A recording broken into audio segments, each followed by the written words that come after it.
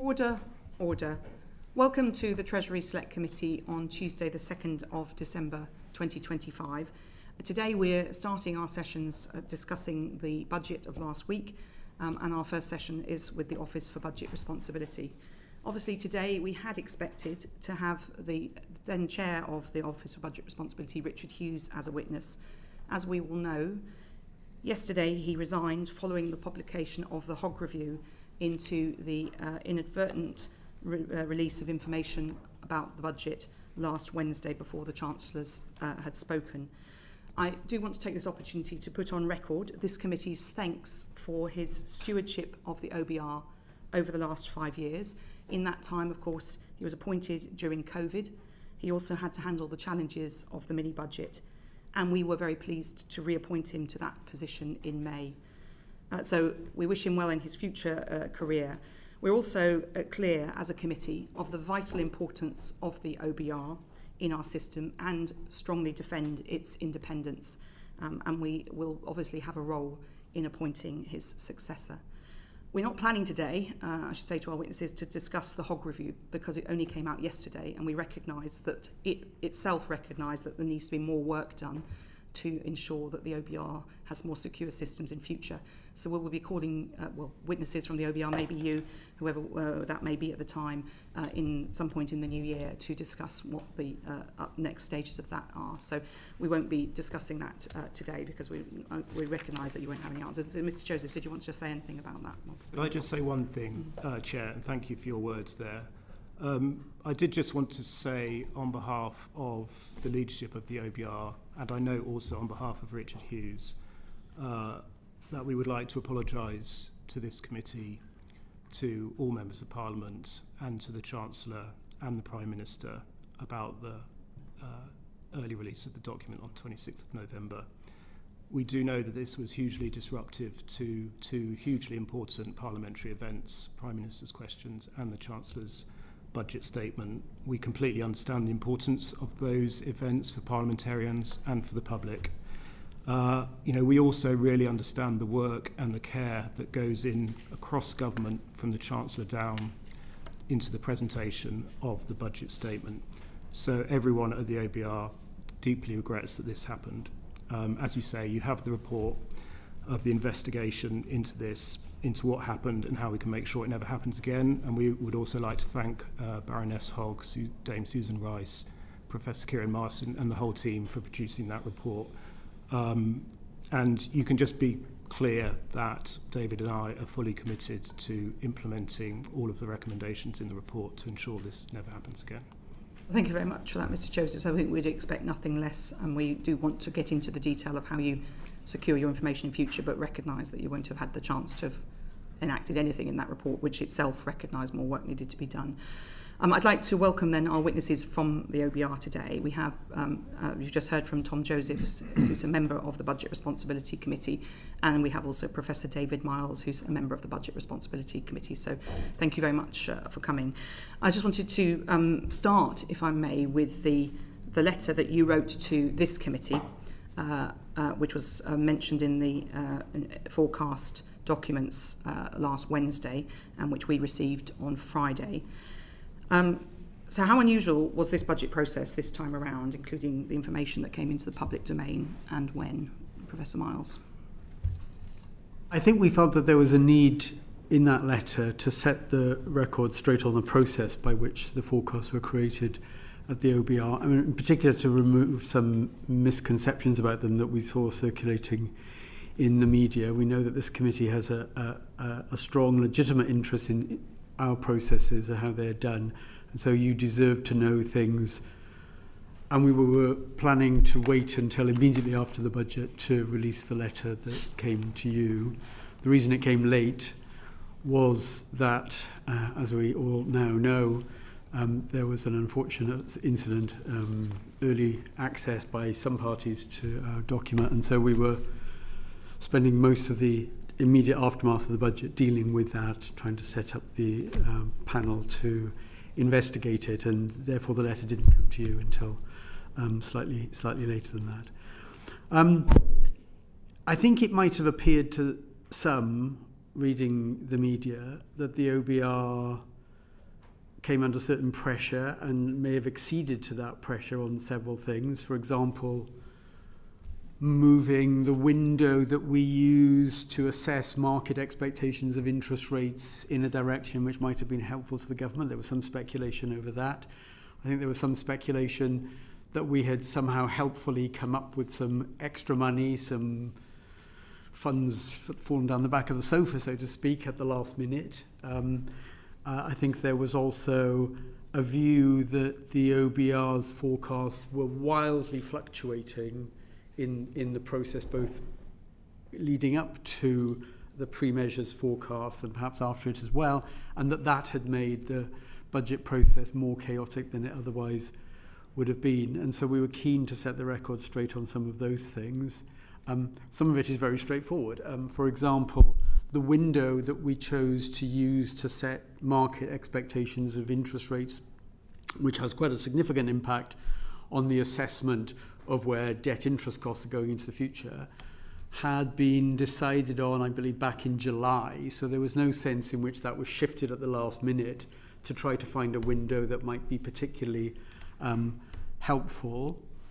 I think it was also important to set out that in the lead up to the final pre-measures forecast, which went to the Chancellor right at the end of October, there hadn't been wild fluctuations in our assessment of the outlook. They had gradually got a little bit more favourable in the sense that the margin, or the headroom as people call it, looked like it dipped from slightly negative to ever so slightly positive.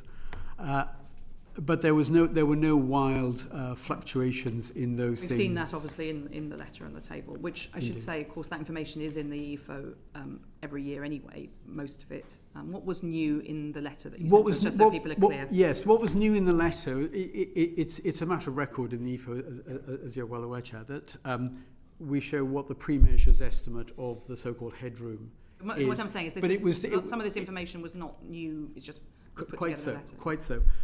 What was new was just to show the preliminary forecasts that led up to that number. 1 and 2. Correct.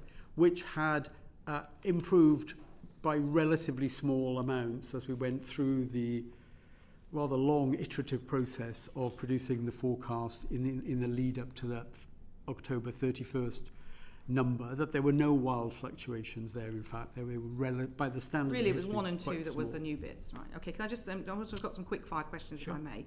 So, did you or anyone on the Budget Responsibility Committee complain to the Treasury about any leaks of information? I don't think there was any formal complaint. We were obviously aware that information seemed to be getting into the press. It wasn't. There was no formal request, but did you talk to the Permanent Secretary, anyone in the Chancellor's office about this? I think that it was clear that there was lots of information. I mean you, the OBR. Yeah, that there was lots of information appearing in the press, which perhaps wouldn't normally be out there, and that this wasn't, from our point of view, particularly helpful. Yes, well, that's a fact. A fact. You say that. But did anyone from the OBR raise it? I think it was clear that we didn't find this helpful. We made that clear. Okay, can you tell us who you raised it with? The OBR raised it with Treasury officials. You'll appreciate that we have regular meetings during the process of producing. The and when did you start raising those concerns? I think certainly during the lead up to the pre-measures forecast, when there was speculation, some of these misconceptions, as I've described them, were appearing in the press, and we made it clear that they were not helpful, and that we weren't in a position, of course, to put them right. And what response did you get when you raised these concerns? I think there was a recognition that this wasn't terribly helpful as well. This is all very genteel. So you raised concerns generally with the Treasury? With Treasury officials, I should say. So did you suspect then maybe where the leaks were coming from? It was very hard to say. I mean, are you aware that the Treasury officials tried to do anything to put the word out to stop future leaks? I don't have any direct evidence of that. Okay. And when did you then decide to pull together the information and include the information about rounds 1 and 2 in a letter to the Treasury Select Committee? Because obviously this would have been published, or the EFO was published sometime before the budget. or finalise the text would have been finalised. So you mean the letter that decide to write the letter? Yeah, yes. yeah. I think from memory, we started producing a draft. Richard produced a draft. We looked at it and commented on it quite soon before the budget. Maybe, I mean, it could have been in the final week or two. Okay, so not long before the EFO was, because the hard copy would have been published presumably 3 or 4 days before the budget itself. Yeah, I mean, very close to the budget and itself. when did you talk to the Treasury about publishing the letter? Because it's very clear the letter that that this is agreed with the Treasury, that this letter Yes, the letter was agreed with the Treasury, or the Treasury agreed that we should release the letter. Keen to do so in a way that didn't set a precedent, that this would now happen routinely, that we would show many different rounds of forecasts, that we would not do that in general, but it was in the context of misconceptions that were out there, which was unusual and we hope will not happen again. So who at the Treasury agreed with the OBR that this letter should be published? I mean, my impression was Richard obviously was dealing directly with people in the Treasury about that. I think it certainly went to senior officials in the Treasury. As far as the permanent secretary, or yeah, John Josephs is nodding. Yeah, I believe so. Yeah, Richard talked about it with the permanent secretary. Okay. And did any members of the Budget Responsibility Committee or the committee as a whole consider commenting or correcting any information in the public domain in the run-up to the budget? You sort of touched on that. You said you can't comment, but did you consider breaking that normal practice? No. For the record, the witnesses are shaking their heads. And did the OBR undertake any leak inquiry in your own organisation to ensure that any of the leaks about the budget had not come from within the OBR? We made it very clear to everybody in the OBR right from the outset, and repeated it throughout the whole process, that we do not leak information about the budget process. And I don't think there's any evidence at all that happened. Okay, so you're absolutely confident it didn't come from you. You've talked about the concerns about the public debate in the run-up to the budget in general. Are you particularly concerned? I mean, some of this is market sensitive. There are issues about obviously a lot of politics swirling around. What were your major concerns about the information going into the public domain? I think that there were, as I said earlier, described as misconceptions. One, that the OBR itself was a source of difficulty by our forecast gyrating enormously in short periods of time, which, I mean, had it happened, would have made it a much more difficult process than it was. It was always going to be a difficult budget. That would have made it more difficult. I think we were particularly keen to make it clear that the specific decision on the window for the interest rates was not under pressure to somehow pick a particular period that was advantageous when gilt yields might have been unusually low. And Dame Harriet. Yes, thank you very much for clarifying some of this. And it seems to me that the most damaging moment in this whole period was the evening of the 13th of November in the morning of the 14th of November, because the gilt market moved very dramatically when it first heard the information about the fact that there might be some positive news in the Office for Budget Responsibility forecast that was not just the productivity issue. And so it's helpful that you've clarified that the window wasn't during that period, but are you concerned that during the period until the Treasury clarified that there was some positive changes to the Office for Budget Responsibility forecast to the markets on the morning of the 14th of November, that there was a false market in gilt prices in the run-up to that moment? I think our concern was that there seemed to be a misconception that there'd somehow been some bad news. Now, I don't know quite where that... some good news, rather.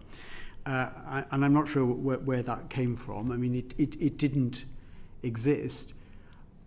What had happened was that the forecast for headroom had gradually improved a little bit in the lead-up to the 31st of October, but we weren't aware of giving any extraordinarily good news after that. Potentially between the 31st of October, when you gave your final numbers, and that moment when it emanated from an organisation that you're saying is not the Office for Budget Responsibility, that there was some good news in your forecasts that would offset the productivity downgrade. Potentially during that 14-day window, there was a false market in gilt prices.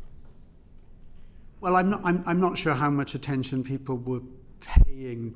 The market moved when the information was confirmed to the markets. I don't think there was a particular concern in the OBR that there'd been overt market manipulation so that people would be misled about the state of the finances. The fact that that there was a story that the news was slightly better seemed in part to be a reflection of an earlier perception that the inflation outlook was a bit stronger and wages were a bit stronger. And it was true that that was the case. But most of that, in our forecast, most of that had already been factored in by October the 31st. Now, whether or not there was a kind of delayed response to that in the wider world is a bit difficult to judge for me.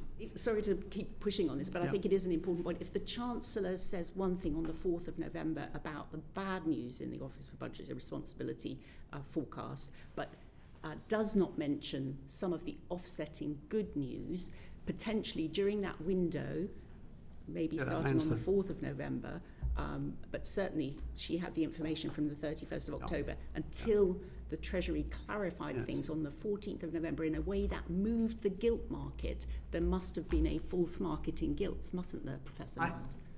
My interpretation was, and others might interpret differently, that the Chancellor was saying that this was a very difficult budget and very difficult choices needed to be made. And I don't think that that was in itself inconsistent with the final pre-measures assessment we'd been made, which although it showed a very small positive amount of so-called headroom, it was wafer thin. I think I described it afterwards in an interview immediately after the budget as a sliver. The fact that it was a positive number, we're very keen to be clear on this now, did not in any way suggest that the OBR assessment was that the fiscal outlook was problem-free and that there was no case for a substantial tightening in fiscal policy. In part, may I briefly explain why? The plus £4 billion number hadn't taken account of something that we absolutely were going to take account of, and it was well known in government that we were, which was the reversal in some of the welfare decisions, the decision to not cancel the winter fuel payment to pensioners, and the reversal on the PIP measures and other sickness benefits. That was always going to count as a post measures because it had come after the March statement, and that was going to make the fiscal position of the order of £7 billion worth just in itself, and that furthermore, the government, I think, had been pretty clear that they agreed with us that £10 billion of headroom was wafer thin anyway. Since it was inevitable that would turn other things equal into a negative number, and that was known on the 31st when they got the pre-measures forecast, if the government had decided that it wanted to build up the headroom to a much larger number, even than the 10 billion, it was clear from our numbers that that would mean, other things equal, that they had to find, through a fiscal tightening, of the order of £20 billion or more fiscal tightening. My point, Professor Miles, if I may, for the last question, between the time when we were told by the Chancellor of the bad news and the moment on the 14th of November when the Treasury had to clarify to the gilt market because they reacted so badly that there was good news in the Office for Budget Responsibility forecasts, the impression that was created was a false one, wasn't it? Well, it's certainly true that there wasn't any immediately good bit of news in that particular window. Yes, it was I don't think it was misleading for the, if I may, my own view, I don't think it was misleading for the Chancellor to say that the fiscal position was very challenging at the beginning of that week. Whether a message was then put out to say, well, it's less challenging by the end of the week, I don't know, and I don't know where that message would have come from.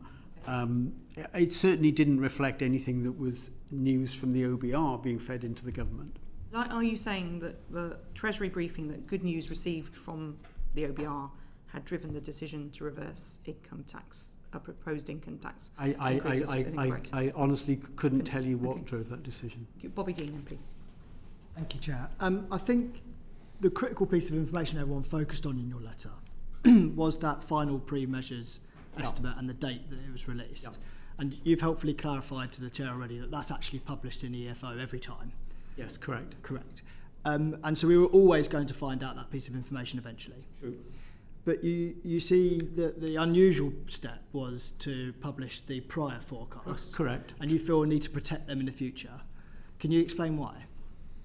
Because I don't think it's helpful for the wider world to be, being fed information week by week, which is happening as we iterate toward a forecast. But at the publication of the EFO, you already tell us the dates. The EFO will always tell you the date, and it will give you the number pre-measures. But to provide a kind of running commentary on all the steps that get you there, which do move around, isn't particularly helpful. The reason why I think it was felt helpful to show those particular numbers on this occasion was there seemed to us to be a misconception that the OBR was in some sense adding to the difficulties of this budget by its own forecast fluctuating by enormous amounts almost from one week to the next, and that didn't happen. Could you explain to us why they might fluctuate between events? Oh, I mean, they might fluctuate as a result of, for example, an enormous increase in oil prices, a collapse in equity prices, a announcement of an enormous increase in tariffs on the UK. So there's all kinds of economic shocks that can come, almost in the space of a few days, that it's perfectly right that we then take notice of and update. So I want to know why it's not right for our committee after the event, not running commentary throughout the process, not to have that information to hand going forward. Do you mean in real time? No, I mean on the publication of the EFO, you already published the dates of the. Yes, so I see what you mean. You could have the figures that sit by the, with explanations about why it went up and down in your forecast. Why can't we have that? I mean, it could be that that's a sensible way to go. I mean, we're not. But all I'm saying really is that we weren't setting a precedent and saying that that's how things should be. Unfortunately, I think you might have set a precedent. I can see Tom Joseph's coming in. Maybe just to add, particularly on the fiscal forecast, to explain the way that the process works. It is always essentially a very iterative process. We actually start looking at the fiscal forecasts way back in the summer, where we try and do a kind of review of all the models that feed into the fiscal forecast, both on the tax and spending side. And there are hundreds of different models that are run by HMRC and by analysts in government departments on the fiscal forecast. And the reason we have a number of different pre-measures rounds is because it takes some time to get through all of those forecasts and really refine those forecasts. So we'll be given an initial view from HMRC, for example, on the tax forecast. OBR staff will go back with a lot of questions and challenge on the forecast that we've been given. And we will eventually agree with HMRC to make changes. Those changes will be incorporated in subsequent rounds, and we go forward on an iterative process until we reach what we think is a central pre-measures round. So, there are just a huge number of different factors, some of them very small, some of them much bigger, that will be driving change at each of these pre-measures forecasts. I focus on the interest rate window part. So you said that didn't move. It was set early in the summer. So when was that? Can you just clarify what the interest rate window was? We decided it in July, set the windows, didn't change after that. I think I'm right in saying that they were the 10 days up to October the 10th for the economy assumptions about where gilt yields and market expectations of the Bank of England interest rates would move. And it was a couple of weeks later, I think the 21st of October window, the 10 days up to the 21st of October, for the fiscal forecast. And the reason why the fiscal numbers had a later window than the economy numbers was that the economy analysts in the OBR need longer to work through all the implications of interest rate movements. On the fiscal side, and Tom will correct me if I get this wrong, on the fiscal side, it's a little bit more straightforward calculation because you know what the stock of government debt is and where that's likely to be going. And it's just a question of, in a sense, applying a new set of expectations for gilt yields and the Bank of England rate to a stable stock of debt and getting an estimate then of the purely fiscal effects. I can see Tom wants to come in, but just explain the question. Obviously, this is known to the government, and the government's communications can actually affect some of these markets, as we've seen, and as Dame Harriet Baldwin was alluding to. Do you fear that at any point during the cycle that the government communications could end up affecting the end OBR figures? Well, they'd have had to be very clever and work out, what kind of information to give on which particular days to try and manipulate the yields in a particular direction. And I'd be surprised if people thought that could be successfully done, even if they had a mind to try and do it. Mr. Josephs. Just wanted to add one thing, which is why we chose to take this later window for the fiscal forecast. And that was because we have agreed with the Treasury that we would close our pre-measures forecast earlier than has been the case in the past to allow the Treasury more time to finalise their policy package. But because we were therefore closing the pre-measures forecast earlier, we had some concerns that would mean that the window we were taking for interest rates would be out of date, essentially. So that is why we decided this time to take that later window for the fiscal forecast for interest rates. As David said, we agreed that early in the process. We communicated it to the Treasury in September. So it could have gone either way, if you like. At this event, it turned out to be slightly favourable to the Treasury, but that was obviously not necessarily going to be the case. Final question, if I may.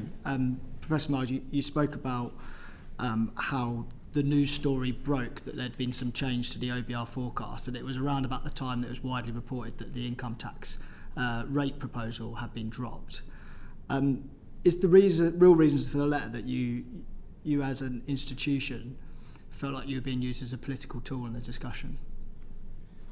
I think it was more that there were misconceptions out there that were wrong and actually damaging to the OBR, that we had exceeded to pressure at certain points, for example, on the window, that we had helpfully found some money at the last minute, that our forecasts were all over the shop and were just making it chaotic for the government and making decisions. I think it was more these things were both wrong and damaging to the OBR and to the process.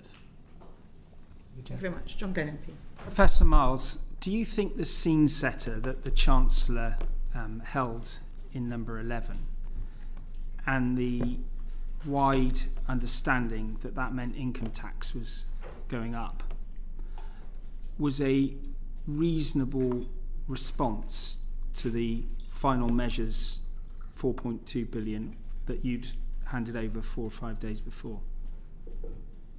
I think the 4.2 billion number, a positive number, so that the central guess as to where the margin would be 4 years down the road was by a tiny margin, just the right side of zero, was actually not a number, at the risk of repeating myself, was not a number that we in the OBR in any way wanted to be interpreted as this is very, very good news. There is no hole to fill, as people were saying. Do you think it was sufficiently bad news to justify the way it was presented on the 4th of November? Well, I think it posed a significant fiscal challenge to a government that wanted to increase the headroom. And I think it was pretty clear. That wasn't the justification given on that occasion, was it? Well, I can't remember the Chancellor's words. I think she didn't talk about headroom, did she? Well, I think the message was more, but the Chancellor will speak for herself, of course. I thought the message was more. This is a very challenging fiscal position, and all I am saying is that a number that was plus 4 billion in the pre-measures forecast is not inconsistent with that. The statement the sentiment that this is a very challenging fiscal position. Because in order to get from there, given that it was going to go from +4 to something like -3 definitely, because we already knew that we had to take into account the reversals that had happened on winter fuel payments and PIP, it was definitely going to go from +4 to -3, just holding everything else constant. But there's a difference, surely. I mean, I understand your characterisation of the bits that were missed out of the 4.2 billion. Yeah. But there's a big difference, surely, between saying we need to have some headroom to make up some extra headroom because 10 was too thin, and increasing taxes by 26 billion for many welfare measures. Well, I think the arithmetic. I'm not in a position to speculate on what message was the government was trying to get across and how that might have changed.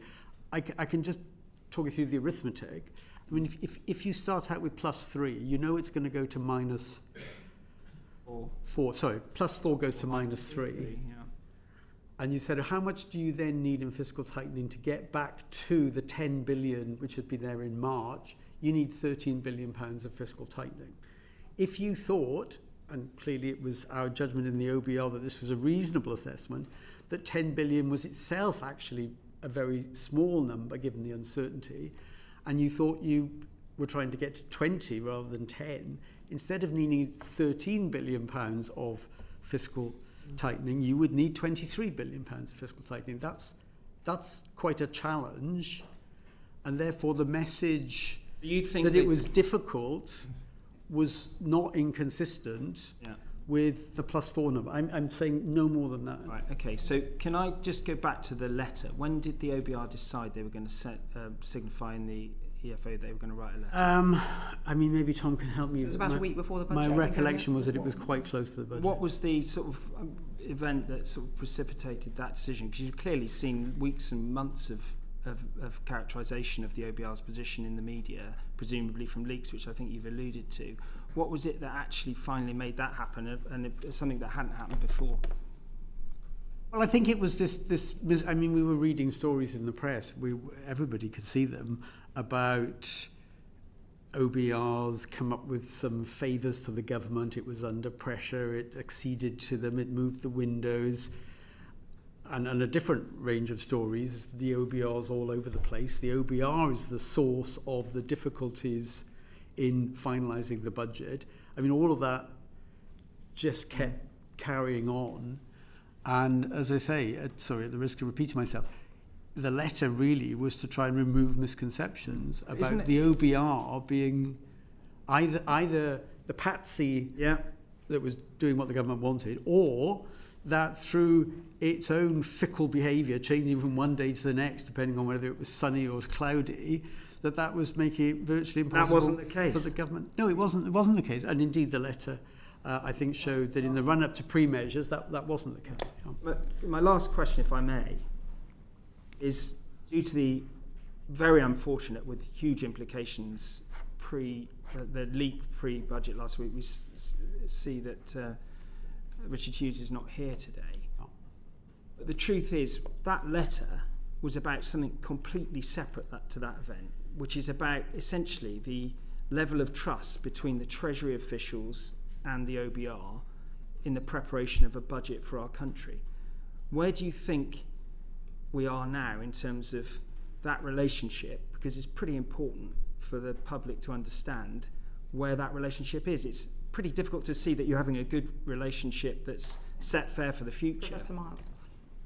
Well, I wouldn't say we were at war with the Treasury. I mean, we have a very close relationship with the Treasury. In fact, we rely not just on the Treasury, but other departments in government for analysis of many sorts of measures, the DWP, HMRC, as well as the Treasury. And there are lots of very good, from my point of view, economic analysts in the Treasury, and we rely heavily upon them. I agree with that. I hope we can run a process in the future, and we'll do everything we can that it's somewhat smoother than the process we've just been through there. Thank you. Just before we move to Mr. Grady, how did the Treasury react? Mr. Joseph wants to sorry, on that point. Sorry, Mr. Joseph. Well, I was just going to add on this point that it is the nature of our role as essentially a watchdog to have a kind of, you might call, creative tension with the Treasury. We are not absolutely, we are not doing our job if we are not having disagreements with the Treasury on analysis, if we're taking different judgments from the Treasury, and which in many cases they will disagree with. And so that is always part of the process. I think we have, over time, built up a way of doing that, while also having the sort of positive relationship you need to have in order to produce a budget together. So we can combine being tough. Feels rather different this time, though, Mr. Joseph. I think we combine being tough in the messages we give and not pulling our punches with being able to work with the Treasury constructively. And, we will be very much looking to do that in the future. Can I just ask, just find on the letter before I pass to Mr. John Grady, how did the Treasury act when they heard you were sending the letter? So you talked to them about it, and it's clear in the letter that you had discussed it with them. So, yeah, we discussed it with them, and as it says in the letter, they did agree that it should be sent. Were they cock a hoop about that? Or? Well, you'll have to ask them about that. I think okay. They agreed to send it. Did you have to do any sort of deal that you didn't go out publicly during the process, or would you have even considered going out publicly during the process? I mean, absolutely not. No deals. Thank you. That's just for clarity. Thank you, John Grady, MP. Professor Miles, you've explained that the leaks and endless speculation about this budget, which seems to have been a lot greater than any budget I remember, is not helpful, and you've focused, I think, in particular on confidence in the process and confidence in the OBR, with different views being cast on the OBR. But there's a real world out there of businesses and consumers who also have to deal with this endless speculation. What quickly, because we need to move on from leaks, quickly, this endless speculation, leaks, all the rest of it, is that damaging to the economy and damaging to businesses and consumers as an economist? Well, I think uncertainty generally is not helpful to most economic decisions. People will postpone decisions. They may decide to hold off on investments, and removing uncertainty on the whole is a good thing. Of course, it was inevitable, given the date of the budget was where it was, that uncertainty would last for some months in the lead up to that. That was almost inevitable. But it may well have been exacerbated by leaks which, some days seem to be suggesting one thing and the next day something different. And I don't think that kind of helped. So damage growth, all other things being equal, even in a small sense? Yeah, I mean, I think it's a bit hard to quantify, because even in the absence of any story speculating about this measure and that measure, I think it was pretty clear that the budget was going to be a difficult one, and that because of what had happened in the economy and because the headroom had been very small before, it was quite likely that there would need to be tax increases. So it wasn't as if there was an absence of bad news in some sense coming down the road, but I think it was exacerbated in its effect on uncertainty by stories about, well, it could be that measure, it could be this measure. I don't think that helped. Thank you. Thank you. Bobby Dean, MP. Thank you. So in the previous budgetary process in the spring, we obviously had the late adjustment to welfare policy scoring, and it seems to have prompted a change this time round with the movement towards one assessment of the performance against fiscal rules with two forecasts. Can you explain to me what the impact of this decision will be? Perhaps you, Mr. Joseph. So this is the Chancellor's announcement that at the spring forecast there will not be an official assessment against the fiscal rules, and that is designed to support the Chancellor's aim of just having a single fiscal event.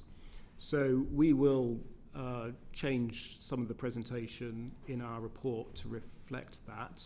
We will continue to very transparently produce a full economic and fiscal forecast over 5 years, which will include forecasts for all of the fiscal aggregates, and that will include those aggregates that the government currently targets in its fiscal rules.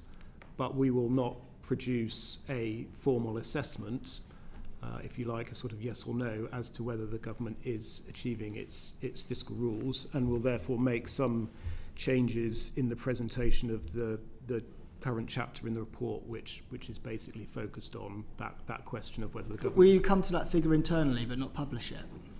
Well, so we will publish, as I say, all of the information on the public finances, including forecasts for... My question is, will you determine balance. the figure but just not put it in the EFO this time? Well, the number for the current balance will be in the EFO, the number for public sector net financial liabilities. So the two measures will both be in the book, but there will not be a formal assessment of whether or not the government is meeting this targets.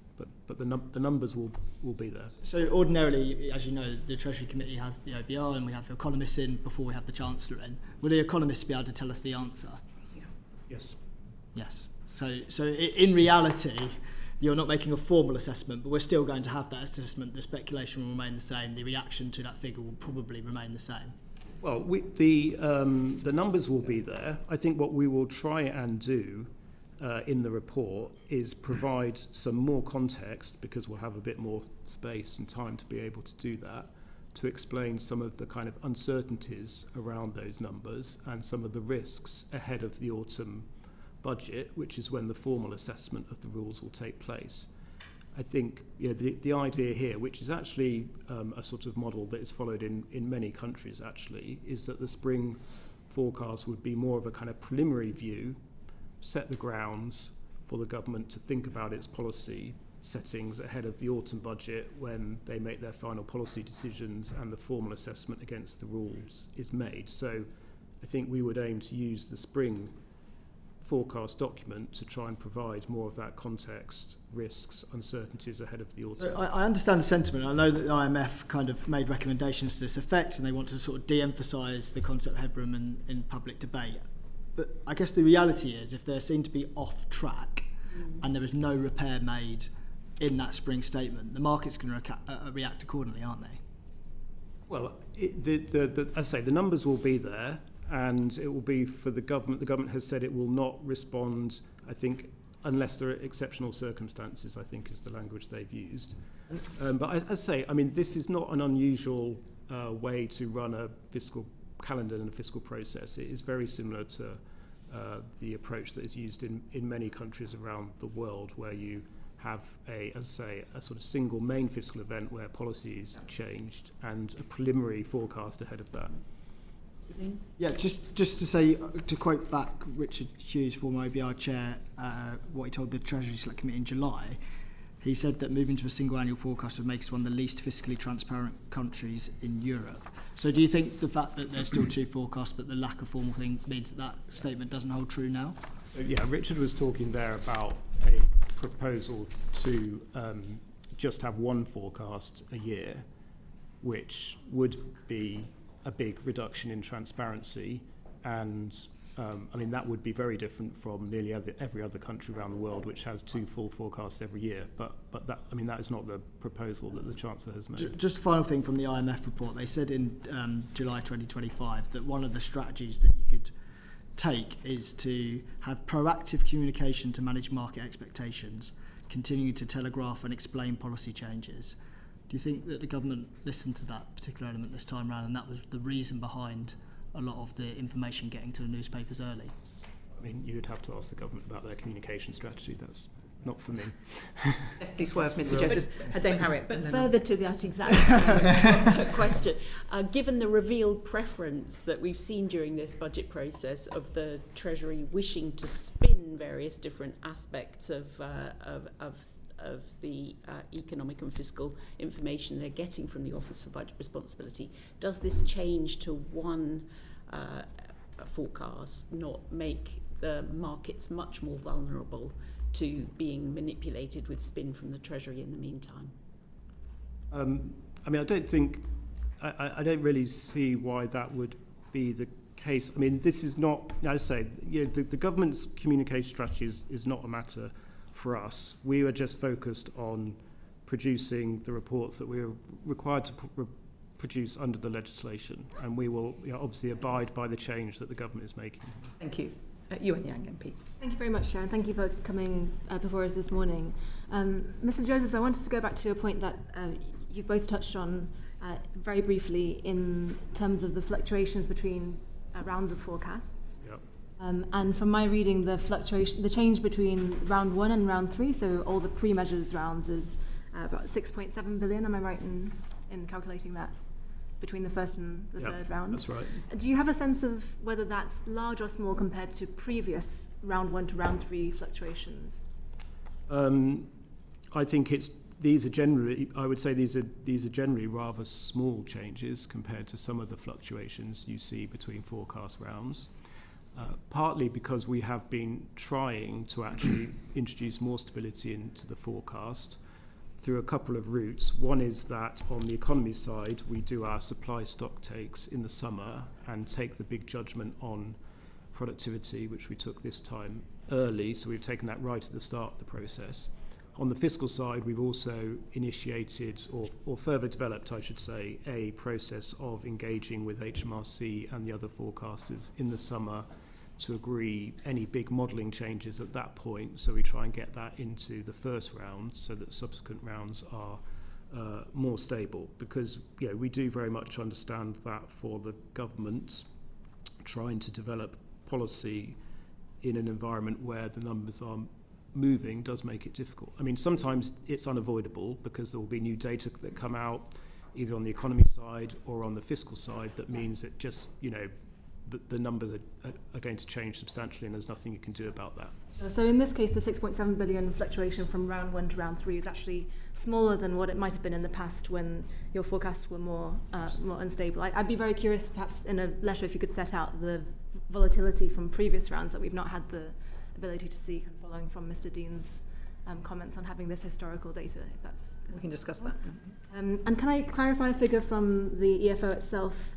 You write about a 21 billion average absolute pre-measures forecast revision to borrowing. Is that 21 billion the amount of difference between different 6-month forecasts? Am I reading that That's correctly? right, yeah. From one forecast to the next, yeah. So between one 6-month forecast to the next, the average absolute revision pre-measures is 21 billion pounds. So that's quite a large part of historical and current. Yeah, and I mean that does just reflect the uncertainty around any fiscal forecast, and obviously over the last 15 years that the OBR has been in existence, there have been some big shocks to the economy that have changed the fiscal outlook. There have been some big changes to policy that have changed the fiscal outlook, so it reflects that. Yeah.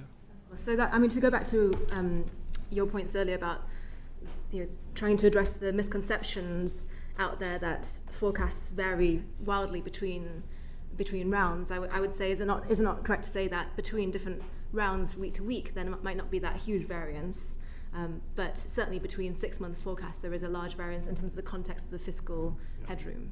Yeah. Okay. Now just turning to the macro picture, on to productivity and to Professor Miles, we've spoken to you at previous appearances in this panel about your optimism on growth relative to other forecasters. Of course, the IMF, the Bank of England, and others downgraded the UK's productivity in previous years, and in the last 2 years. And there's been a lot of discussion about your decision to get downgrade now versus previously. So could you reflect a bit on that decision now? In hindsight, it's very easy to say in hindsight, but in hindsight, do you still back your judgment that it was right to downgrade now and not earlier? Professor Miles. I do, but I would say that, wouldn't I? I think what we're trying to do, well, I know what we're trying to do, is to form an assessment of the underlying trend rate of growth of productivity. And underlying trend rate of growth of productivity is not something you can just look at the measured productivity as the ONS produces it and say, it's doing that, therefore the trend is this. And the reason is, I mean, as well as problems that have been particularly acute in recent years with measuring labour input, but setting that to one side, there are periods when there are major shocks to an economy, and COVID and the energy price shocks after the Russian invasion of Ukraine were 2 examples, COVID in particular, which generate huge fluctuations in measured productivity, sometimes huge reductions and then a bounce back, which actually tell you nothing about the trend rate of growth of productivity. So I think to try and reach a judgment, let's say a year ago, 2 years ago, when we were still quite close to the after effects, first of COVID and then of the energy price increase, would, I think, have been very difficult, because you'd be trying, through a sort of fog of noise in the actual measured productivity, trying to infer something about the trend path that it might follow in the future. So it seemed to us that until you had left enough time to have gone past the aftermath of this temporary huge shock, particularly of COVID, but also with the energy price increase, with enormous increases in energy prices in 2022. Those increases in energy prices had, to a very large extent, been reversed, and in some sense gone away, by early 2023. Early 2023, mid-2023, was then, 3 years on from COVID's most dramatic impacts, which were in the middle of 2020. And so the view we took was that really, in order to not be influenced in the wrong direction by the aftermath of these big shocks, you have to wait for some of the dust on that to settle. By the middle of this year, 2025, we'd had about 2 years of what I would think of as data on productivity, which was unlikely to be seriously affected by those earlier shocks, and from which you could then make a judgment about whether there was going to be a bounce back to a upward sloping trajectory or not. And it turned out that, although different measures show different things, none of the measures of productivity growth over the last 2 years or so, sadly, showed much higher productivity growth than they had in earlier periods after the financial crisis. And that, amongst some other things which I can describe in a moment, led to the view that we had been too optimistic in thinking that we would get a bounce back from those big shocks. In the lead up to those shocks, COVID in particular, in the period between about 2015 and 2019, productivity growth did seem to be rising a bit. And it looked like it might be on a trajectory that would get back to what was our immediate pre-COVID estimate of trend productivity growth. But that didn't seem to be showing up in the 2 years when, as I say, the dust had settled after COVID and the energy price shock. Thank you. That's a long-winded explanation as to why I think we would have been jumping the gun and a bit too trigger-happy to reach this judgment, let's say, in 2023 or 2024. Thank you. And I appreciate there's something to be said for letting the dust settle. Yeah. How was this decision made institutionally? Was there a discussion, for example, among, I think you have around a dozen, is that right, economists working in the OBR? Was that a discussion? Was there a discussion on the committee between the three members of the committee? Yes, absolutely. So to cut a long story short, I mean, we had 3 or 4 very good OBR economists working on pretty much nothing but this, looking at a range of different evidence from long periods back in history, from the most recent period, thinking about the effects of AI and how that might boost productivity in the future, trying to factor in the more recent negative impacts of tariffs on the UK and in general sort of deglobalization amongst trade across the world. We also drew on thoughts from, we have an advisory panel which is made up of academic economists, city economists, the leading think tanks, the IFS, the National Institute, and research institutes and the Resolution Foundation, all of whom have done very good work on productivity.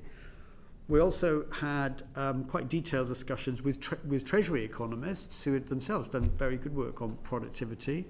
And I mean, I had one-to-one conversations with probably 2 of the real experts on UK productivity, one of who was John Ranreenan, who was sitting in the Treasury, the other, one of my colleagues from Imperial College, Jonathan Haskell. So that process proceeded, from the spring right through to the summer, and we sort of reached our preliminary judgment in the August, which actually then subsequently didn't change on what we were going to do. So you have many conversations with both your 3 or 4 internal economists as well as all the external economists you mentioned, and having spent a lot of time among academic economists, I know that we're prone to disagree about many things. Yeah. Ultimately, institutionally, is it down to you to make that decision? And it's you alone, as opposed to any other member of the Budget Responsibility Committee? Well, I take the lead on economic analysis, so it was perhaps likely that my colleagues would look to me to reach my own judgment first, but then to assess whether or not they agreed with it or thought it was still too optimistic, had become too pessimistic. So I think it was a decision of the Budget Responsibility Committee, but given that it was about an economic issue, and my role is to be, in some sense, the lead on economic issues, they kind of, I suppose I got a bit more weight than the others in the decision. But ultimately, it was a collective decision of the three of us, now two of us. Does it tend to be on the committee that, for example, Mr. Josephs being the fiscal go-to gets the say over fiscal issues, that you get the say over macro issues? You kind of each keep to your own. I wouldn't say. Yeah. Sorry, I'm sorry to cut. Apologies. I wouldn't say, you get to say in the sense that, this is my judgment. I'm not interested in what you other two think, and Tom doesn't do that on the fiscal side. Tom knows much more about the fiscal issues and the complexities of the UK accounting for government spending here and what's on and off balance sheet. So I listen to him with interest and I learn a lot. Maybe he learns a bit about economics from me. I'm not sure that's true, actually. I mean, just to add, all of the discussions that David went through there in terms of the discussions with staff on the productivity judgment externals, I was pretty much fully involved in all of that, as was Richard Hughes. And as David says, although he leads on macro, when it comes to making decisions, we basically do that by consensus. The three of you make a consensus decision. Okay, that's really helpful to know. you. And just one small point on productivity, and you mentioned the view that, Professor Miles, you mentioned the view that you've been too optimistic. There's this animal that's been invoked by journalists to describe this feature, the productivity porcupine, which, as you know, has spikes above it but not below it, meaning that productivity has only been revised downwards, and that you've been too optimistic, not just in this one instance, but over time. How do you respond to that criticism? Well, I think what's happened over really the period of the financial crisis is there's been a collection of very big shocks, which have all turned out to be negative. The financial crisis itself, the financial system came close, as we all remember, I think, to complete meltdown. The banking system simply stopped working. That is a huge negative effect on output. It didn't have such a big effect on employment. Huge slump in productivity and quite a lasting recession after that. I don't think that's actually an awful lot to do with trend productivity judgments into the future. But it would certainly mean that any forecast made just before the financial crisis looks ludicrously optimistic. Thank you very much. Same with COVID, to some extent the same with the energy price shock. Thank you very much. Chris Coughlin, MP. Thanks, Chair. Professor Miles, we've spoken about the difficulty for the government of numbers moving rapidly. But for me, a major concern for me is that I was looking at your dynamic policy scoring document for 2023, that if I understand it correctly, the OBR doesn't score any fiscal multipliers from year 5 onwards. They assume government policy has no impact. I was looking at your productivity scoring analysis, and in your own paper you say that on the literature review that a 10% increase in UK R&D, some authors find a long-term effect on productivity of a 1.9% increase, which is enormous given the budget had a 16 billion downgrade from 0.3 reduction in productivity. So how can it be a responsible way for economic policy making if we're not allowing the government to take into account pro-growth measures? Well, I think we do. For example, back at the time of the March fiscal event, where the government had some clear new policies for us to consider on planning and house building. We did factor those in. We got a projection of significantly stronger house building, and particularly in parts of the countries where there's a very clear housing shortage and houses are very expensive. And we factored that in, and it did affect our judgment about productive potential in the economy at the horizon. And we also said that it would become larger the further ahead you look than the 5 years over which the government's targets are assessed. So, I don't think it's quite right to say that we don't pay any attention to measures that the government thinks is pro-growth. Sometimes they fall beneath our what you might call threshold for is the effect of these things likely on our central forecast to be large enough 5 years down the road that it could confidently be considered significant. That threshold is 0.1% of GDP 5 years down the road. That's quite a small amount. I mean, it's about £3.5 billion in a £3.5 trillion economy. So that the threshold doesn't exclude things that could have a moderate but significant effect. Quite often, we may form a judgment that something that's unambiguously good news, I would say the India trade deal falls into this category, because it has quite a long time horizon before it builds up to its full effect, hasn't quite got there at the threshold. We don't so-called score it, but we can make it clear that we think this is something that has a meaningful effect, and it will become very likely above the threshold, just not within the 5-year horizon. So am I interpreting this document then wrongly then when you say that there's... Can you just refer which document you're talking about? So the dynamic scoring of policy measures and OBR forecast from 9th November 2023 that assumes a fiscal multiplier of 0 for public investment. Okay, sorry, the multiplier is a slightly different judgment, if I may say. Apologies if we've been talking slightly at cross purposes. The multiplier judgment is in a sense an old style Keynesian thing. It's the government spends more on whatever. It doesn't matter. It doesn't have to be pro-growth measures. It just cuts taxes, gives people more money. That's a boost to demand in the short run, and our judgment is that boost to demand nearly always has a positive effect on output in the short run. It may have no impact on what we call the underlying potential productiveness of the economy. So what it does is it boosts demand, but it doesn't really have much effect on how much could be produced in the UK. And it may well take demand above what you might call equilibrium output and be sort of slightly marginally inflationary. Our assumption is that those effects can play out over 2 or 3 years, but ultimately the Bank of England's role in a sense is to control inflation, which generally means bringing back demand in the economy in line with productive potential. And something that just boosts demand in the immediate short term, we take the view that the Bank of England will adjust to that to bring the economy back to what you might call equilibrium, so that demand is in line with the supply potential of the economy. And that would mean that the Keynesian demand effects, not trivial in the short run, tend to fade away if you look down the road. Even though your own report here says that it has long-term effects.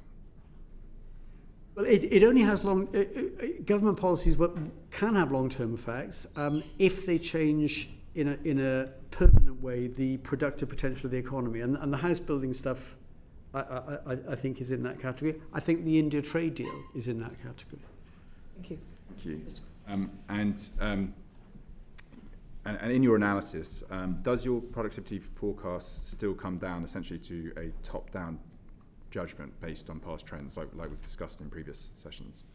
It certainly looks at past trends, actually quite long periods of history, like what happens after a big negative or positive shock in the UK. We draw upon that. I think it's also not just sort of backward-looking, because we've made this assessment of the potential impact of huge improvements in artificial intelligence, and also on the negative side, a much less favourable trade environment as a result of tariffs levied by the US than had looked likely if you go back to the beginning of this year. So it's both what can you learn from history and what things now look different from history, and can we take account of those, both positive and negative? Could you build is it possible to build a forward-looking bottom-up forecast of productivity? Because one of my concerns is that obviously these numbers have been so wrong over the last 15 years. Yep. That's creating a large impact on negative impact on government policy making. No, I mean, you're right. It's a very, certainly when you look further down the road, it's a judgment that has significant impacts.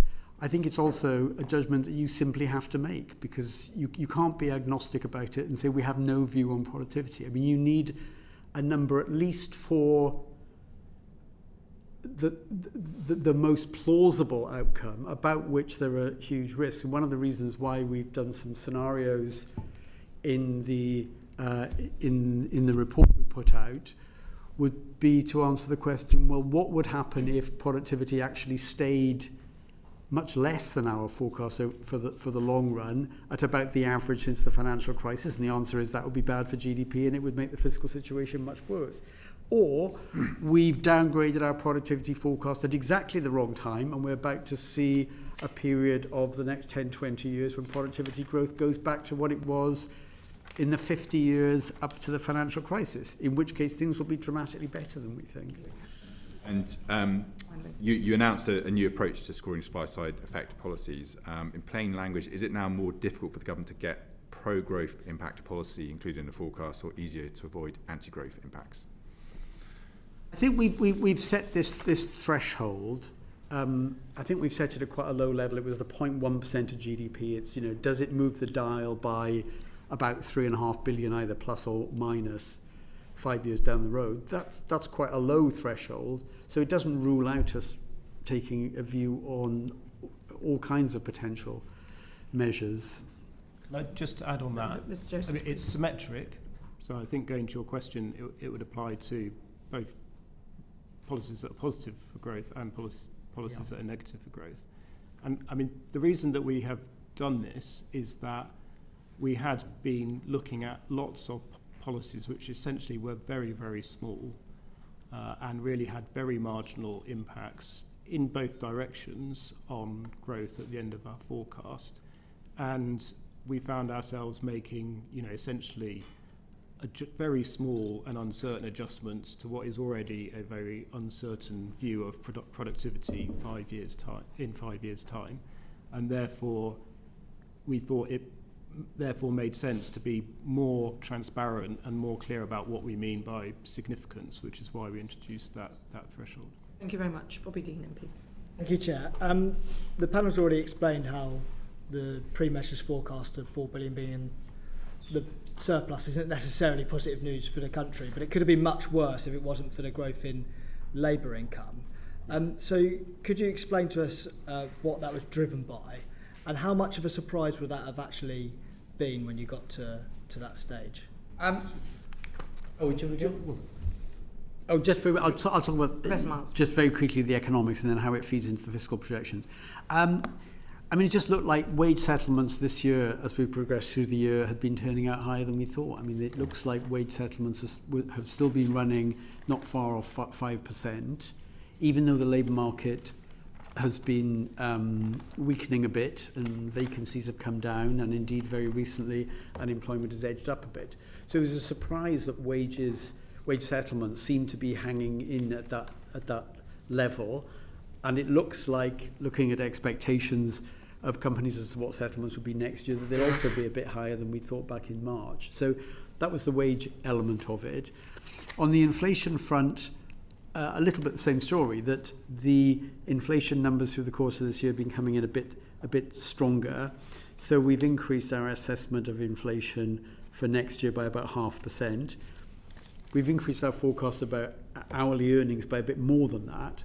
Both of those things, particularly in an environment where you've got ongoing threshold freezes on income tax, just bringing a lot of money. Well, just to add on that, it is the case at the moment that, it's particularly the case at the moment that the receipts forecast is particularly sensitive to changes in inflation and nominal earnings because of the personal tax threshold freezes, which just means that for a given increase in inflation and earnings, you get a bigger boost to the receipts forecast than is the case if those thresholds were rising in line with CPI. There were also some other changes within the receipts forecast around the composition of growth, which is skewed more to consumption rather than to investment, which is also fiscally favourable because essentially consumption is taxed at a much higher effective tax rate than investment. In fact, investment has a negative effective tax rate because of capital allowances. And there are a few other factors within the receipts forecast that pushed it up, but alongside the change to earnings and inflation. My follow-up question is, clearly this was positive news from the Chancellor's perspective of trying to meet her fiscal rules, but some have reported this as positive news for the economy overall. There was good news in there. To what extent are these factors good news? And particularly because I'm thinking about the fiscal drag element, how it's going to reduce people's disposable income, might have an impact on consumption. Inflation, obviously, we're actually trying to drive downwards at the moment, not least because of the impact on interest rates and other things. So, though this might have helped the Chancellor meet her fiscal rules on this occasion, is this actually good news for the economy overall? I think if it was just inflation being higher and nominal wages higher, but not in real terms, just they would grow a bit more simply to keep up with inflation, that in itself is neither good news nor bad news. It's kind of neutral in a way. Of course, what it does is with the frozen thresholds, it actually effectively increases the tax rate on incomes because people will get pushed into higher bands. So if that's all that happened, it's really a way of just extracting more tax and not increasing the wealth of the country. Just one thing to add also is we're just talking about the receipts side. So higher inflation and earnings does also mean higher welfare costs through benefit uprating. It does also mean more pressure on departmental spending budgets, which are fixed in nominal terms by the Treasury at spending reviews, and therefore higher inflation means less real spending power. That doesn't have a fiscal effect, if you like, unless the government adjusts those nominal totals, but it does have an effect on real spending power in the public sector. We could see this real effect of this perhaps in future fiscal events. Thank you very much for now, Mr. Dean. Luke Murphy, MP. Thank you, Chair.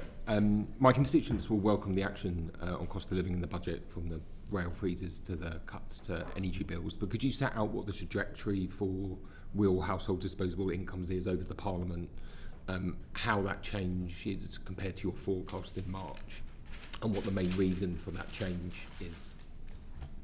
Unfortunately, it's a bit less optimistic, and it's lower growth in real. If you take real household disposable income per person, seems to me the best measure, because it adjusts for population, it's in real terms, and it adjusts for taxes being taken off people. So if you wanted a sort of single number, real household disposable income per person seems a good one to me. It's a bit stronger this year than we thought. That's largely on the back of wage settlements being a bit stronger.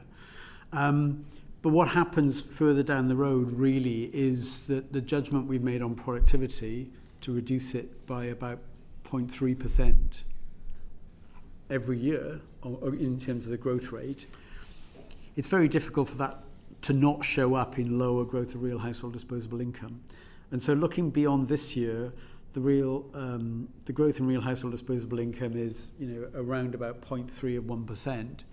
Now, in the longer term history of the UK, certainly over the last 100 years, that's a very low number.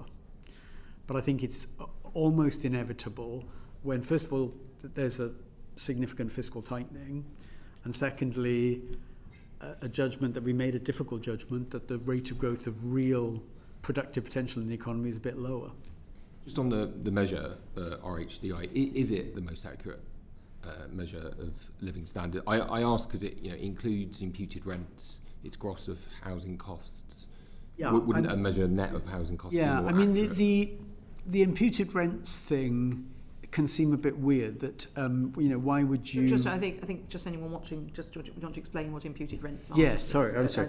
We all know, but imputed rents is the valuation placed on the services that people get from owning their own home and, in a sense, not having to pay rent. In one sense, that is a real source of income, that if people just decided, you'd pay rent to your neighbour and they'd pay rent to you, that would show up as rent and that would be income and it would show up in GDP. So just because people own their house doesn't mean that the services they get are any different. So the idea, which I think has some merit to it economically, is that you count the so-called imputed income that people get from the rental services of a house, and the only reason they don't pay rent on it is they actually own it themselves. Including housing costs? Why would you include housing costs in it? Isn't a measure that doesn't that exclude? No, I don't think housing costs would. Yeah, I'm not quite sure that there's an obvious offset there.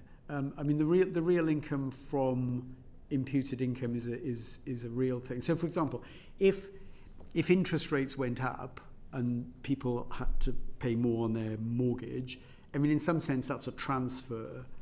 If you think about a bank or a building society that's getting deposits from UK households, interest rates go up. It's kind of a transfer from those who've got a mortgage to those who've got savings in the bank. That's distributional, but it doesn't affect the average level of real income in the country. So I think that's more a distributional thing. But I think your question is more subtle than that. But I need to think about it. Maybe we could follow up. Okay, maybe we could. Can I just quickly turn to migration data, because the latest data is much lower than you forecast. Yeah. And I just wondered what the fiscal implications of that are. Professor Miles. I think it depends very much. And I don't know quite what the composition is of the people coming to the country more recently. It depends very much on who's coming. You know, are they people who come predominantly, they're going to work, they'll earn average incomes in the UK, maybe higher than average incomes in the UK, they'll become taxpayers very quickly. That, in the short run anyway, is positive. Those people, even if they have dependents, the dependents won't be eligible for welfare payments for some time. So the short run impact, if the great majority of people coming into the country is positive, and if those numbers go in the other direction and come down, and there's far fewer of those people coming in, then, you know, in the short run, it's fiscally less favourable. Of course, what may have happened, and I haven't looked in detail at the very latest numbers, which only came out a few days ago, I think, it depends very much on the composition. So you could have a reduction in the number, but an increase in the proportion of people who are directly going to be working, and far fewer dependents, and maybe far fewer students who are not going to be generating any taxable income. So it depends on two things very much, I think, not just the absolute number of net migration. It's what kind of people are coming, what proportion of them are working, generating tax, what proportion of them are not. It also depends in the longer run about how long they stay, because after a certain period, they will generally become eligible for welfare payments, and if they stay long enough, they'll ultimately be paid pensions. Do you have all the necessary data in order to make that assessment based on? I think we do on the very latest numbers, which, if I'm right, came out just within the last few days. The 204,000 number, which I think was much lower. I mean, I should say on the back of it that our forecasts have consistently been for a very sharp drop in net migration during the course of this year. We've come, and our forecasts were that you would dip below the Office for National Statistics estimate they made a little while ago about what the likely longer-term number of net migrants entering the country is. So we already thought we'd dip sharply beneath that. It's happened a bit more quickly than we thought. We thought it would happen during the course of next year, I think, and it's already happened in the numbers. Harriet. Just on this point, one of the characteristics of that recent data was the number of people leaving the country. Yes. And I wondered whether there is any data on what the tax take would be for the people who are leaving versus the tax revenues from the people who are coming in, and whether you're able to make any assessment of that at this point. I mean, you're right. That's very important for thinking about the net fiscal impact. I have not seen yet, maybe Tom has, I have not seen yet a breakdown of the very large number of people leaving to know, how many of them were taxpayers, what were their average incomes. You need to know. Is that something that you've asked for, Mr. Josephs? So we haven't, I don't think we have seen that data, so we would that is something we would have to look at for our next forecast. So it is possible you're looking at for your next forecast. Yeah. Thank you. John Grady, MP. Thank you very much, Dame Meg. So I welcome the much higher headroom, but commentators point out that it's based on quite significant backloading. So savings of 24 billion in the final 2 years. Much of the tax is forecast to arrive almost 3 quarters after April 2029. We've also got the transfer of SEND provision from local government to central government. That's 6 billion or so, and defence spending is planned to increase, and there's a real question about, the level of threat versus defence spending. So against all of that, perhaps start with Mr. Josephs to give Professor Miles a rest. How confident are you that the target of a balanced budget on current account will be achieved in 29-30? Yeah, thank you. So, a few points there. So, in terms of the target itself, as you say, the Chancellor's increased the headroom against that target quite significantly compared to the past. So 22 billion is almost double what it was in the past, and as we were discussing earlier, it's kind of roughly equal to the average change in our forecast from event to event. It is important to underline that is a central forecast, so the risks are in both directions, both upside and downside risks. It is also the case, as you say, that the decisions in this budget have meant that the consolidation is more backloaded than was the case in the past. So policy decisions in this budget actually increase borrowing in the short term and only decrease borrowing right at the end, and therefore the kind of profile for the fall in borrowing and the fall in current budget has been pushed back.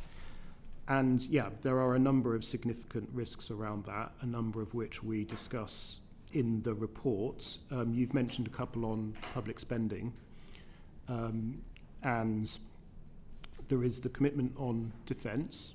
That commitment the government has actually funded in the spending review period through a reduction in the development budget, but the ambition to go even further beyond the spending review period and meet the 3.5% target in the 2030s is clearly a significant pressure. We estimate that reaching that target in today's money is about 35 billion. But that is further off. I think that's 2035 by memory. You also mentioned the send pressure, which is a very significant one, more in the medium term. And the government has said, so that's spending on special education needs and disabilities, which has built up to become a very big pressure on local authority spending. And the government has said that from 2028-29, they will essentially fund all of that spending from within central government expenditure. But they haven't at the current time explained how that will be funded within the current envelope, so we've flagged that as a risk. Just reflecting on the OBR since it came into being, in fact we've had several elections. The latest we can have an election is mid-August 2029, so that year, the year before it is when one would expect an election. So all this is backloaded into years of higher political risk. So against that background, coming back to my original question, perhaps for Professor Miles this time, given we've got an election, in your experience, do governments cut expenditure and raise taxes in election years? I'm sure they don't want to. But then again, sometimes governments do things that are unpopular, and it turns out to be, quite popular that people like their realism about what they've done. Are you confident? Are you confident, Professor Miles? How confident are you that these backloaded events will take place and will hit this headroom and this balanced current account?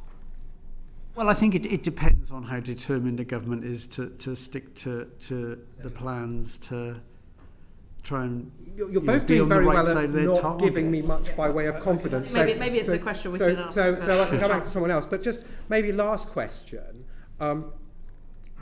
We're talking, and we've been talking since the OBR came into being, about forecasts of meeting a current account surplus, of paying down the national debt. Yep. And this is a serious issue because of the amount we pay on debt interest. Absolutely. And resilience if we have future shocks, etc. Yes. So it's not just an academic topic. Certainly not.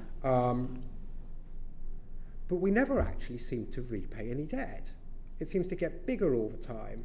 So we talk about forecasts. Are we reaching a point where we need to move beyond forecasts and actually we just need to start seeing actual repayments and debts rather than forecasting the future.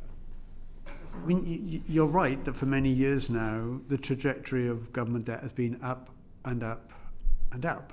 Yeah.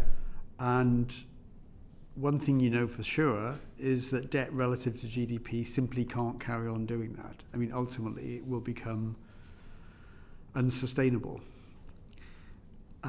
And in our report that we sort of put out in the summer every year, which takes a much longer horizon, we show some pictures which in some sense are very frightening, because they say that on current policies, on current tax policies and spending, if they just continue into the future, the stock of debt relative to GDP will rise inexorably and get to a level that clearly is unsustainable within a few decades down the road. So at some point, there needs to be a really sustained effort, not just to have the stock of debt rise and rise and rise and rise and rise and then just turn down ever so slightly 5 years down the road, but something much more significant than that. Otherwise, the thing will become unaffordable, unsustainable. Could I just add one thing on that? I mean, a related point is the path of borrowing, which you were asking about earlier. And it is the case that essentially since the pandemic was over, borrowing in the UK has been basically stuck at around 5% of GDP. And successive governments have had plans to, similar to the ones you'll see in the report today, to have borrowing falling over the medium term. And that has not happened. Borrowing has remained about 5% of GDP, with the implications for debt that David's talking about. I mean, that's been a combination of kind of shocks or bad news on the economy coming along, but also changes in government plans. But I think, you raise a very important point here about the actual position of the public finances now, rather than always focusing on what's happening in the forecast. Thank you very much, Mr. Bailey. Chris Coughlin, MP. Thank you, Chair. Mr. Joseph, you state in the EFO that the government will reduce SEND funding by 2.2 billion in 29-30. The Department of Education have put out a statement saying the OBR is fundamentally wrong, and that it will not come out of the core schools budget, and the projections do not take into account detail for their reforms. Do you agree with the DFE, and will SEND funding not in fact be cut? So a couple of things on that. I mean, one is that we have to produce our forecast based on announced government policy, and the government has not announced a plan for reforming SEND at the current time. Their intention is to do that, I understand, in the new year, but there were no details that would have allowed us to score anything in this report. What they have announced is that this very, very large pressure, £6 billion we estimate, will be moved from the local authority sector into central government sector. They did not set out how that would be funded, and that is in a year when there are other significant pressures on the existing spending review envelope, including from inflation, as I was talking about earlier, but also other areas of spending pressure. And it's also a year where the government has actually decided to try and reduce overall spending a bit compared to the past. So, it is clearly a risk. And as a result, we decided we always have an assumption on the amount by which we think departments will underspend their allocations, and on the basis of these pressures, including SEND, we decided to take that down to zero, which is, I think, the first time we've ever done that. On the point that the Department for Education is making, we have a duty in legislation to set out risks to the fiscal forecast. The government had not told us in that year how they were going to fund this, where any offsetting savings came from, and therefore in order to illustrate the scale of risk and pressure this created, we illustrated the implications for mainstream school spending if, and there is an if there, it was all in the Department for Education's budget. Thank you very much. But you scored it on the schools, the schools budgets as well. Did you? Well, we don't produce a bottom-up department by department forecast. We didn't make a bottom-up assumption on that, because the government just told us it would be absorbed within overall government spending. It didn't tell us how it would fund it. So what we did was provide an illustration of the risk and pressure. It was only an illustration. So I think as the government had put in the red book something about that it would come from across government spending. Yeah, but because but they did, we have to illustrate risks, and that, so we chose to do it, which I think is reasonable, by illustrating the impact we'd have on the school's budget. Thank you very much for making that clear. Jump in, MP. Can I ask you about efficiencies in government? It seems to me that the budget highlighted an additional 4.9 billion of efficiencies, building on what we had in the spending review, which was, I think, 14 billion of efficiencies. Can you tell us about your sort of confidence level in achievement of those? It's easy to project as an extra 2% in NHS productivity, for example, but how credible are they based on what is actually attained? It seems often people assert that to make up the numbers, but then it doesn't happen. Yeah, so I mean, we have not built into our projections of public spending a sort of assumption in our numbers on the difference that those efficiency targets will make. Essentially, as you know, we take the government's overall plans that it sets at spending reviews for departments. What we do, as I've been explaining, is make an assessment of the risk that we think there is within those envelopes, and we, on the basis of that, adjust these underspend assumptions that I'm talking about, but we also try and illustrate in the book where there are risks and pressures beyond that. And I think, you know, it's certainly the case that there are a number of new pressures that have come in to departmental spending since the spending review allocations were made, and that is why, as I said, we've reduced these underspend assumptions, not just in that final year that I was talking about, but actually across the whole of the spending review period. And you know, that it does mean that if the government wants to achieve those plans, these efficiency plans will need to play a really important part in that.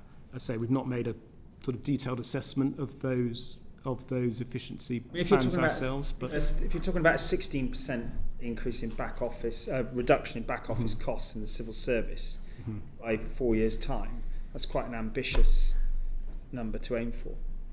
I mean, it is the case, obviously, that in the past, governments have been able to reduce departmental spending, most notably in the 2010s, and at that time, a big part of that was efficiency savings. So, yeah, there is evidence that it can be done, but it's certainly always challenging.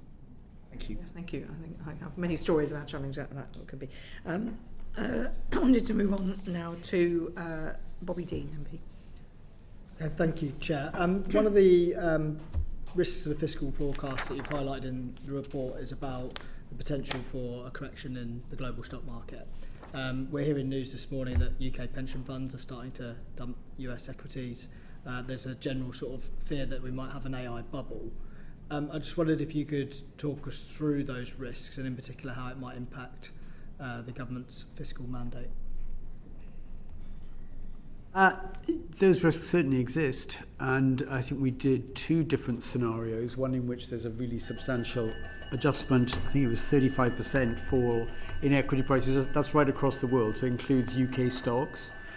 The other was, if you will, a shock that emanates from somewhere else, but there's a sort of smaller knock-on effect in the UK. That was sort of motivated by the idea. So, and in that one, 35% in the rest of the world, but only 15% in the UK. And that was because on a lot of different measures, UK stocks just look less overvalued than they do in a lot of other countries, particularly the US. And the scale of that is very, very marked at the moment. So the US, one measure of valuation is what are the price of stocks relative to the earnings of companies, the so-called PE ratio. That's not far off twice as high in the US as it is in the UK. So it seems sensible to say, well, there could be an adjustment in the world.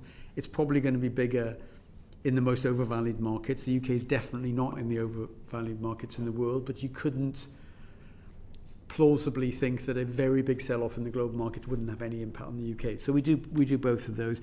We don't try and identify what it is that causes this.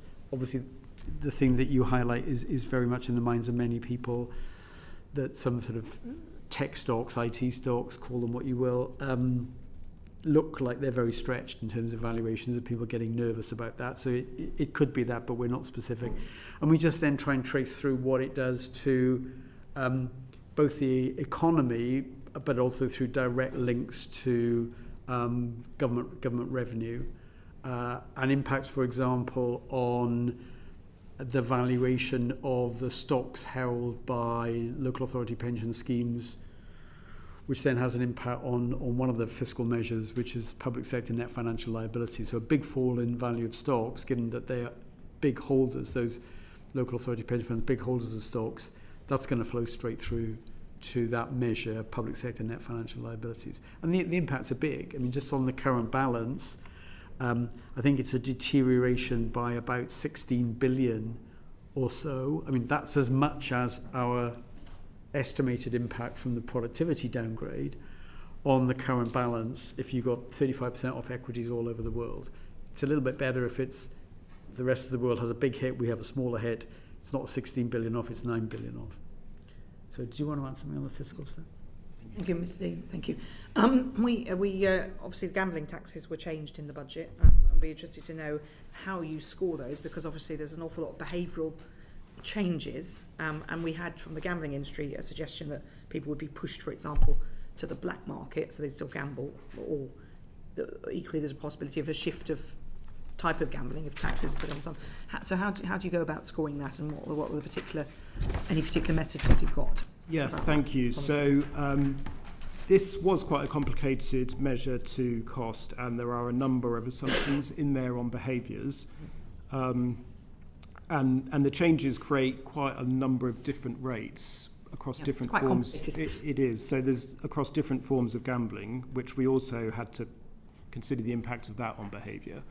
I mean, essentially the main behaviours that we assumed, and this was based on studies that HMRC has done in the past, but also updated looking at international examples of where gambling tax has changed recently, of which there are quite a few examples, is, I mean, I guess the big one is that operators will pass on a lot of the cost of the tax increase to their customers, and that would lead to a reduction in demand, which reduces the yield from the measure by a reasonable amount.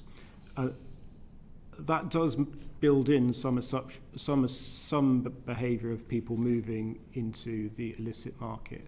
I mean, the evidence we had from those other countries that have introduced reforms recently is that is not huge. They didn't see huge evidence that has happened, especially if you have a well-regulated gambling market as we do here. That the opportunities to do that are relatively limited, and generally, people don't want to do that if they can, because of the obvious risks involved.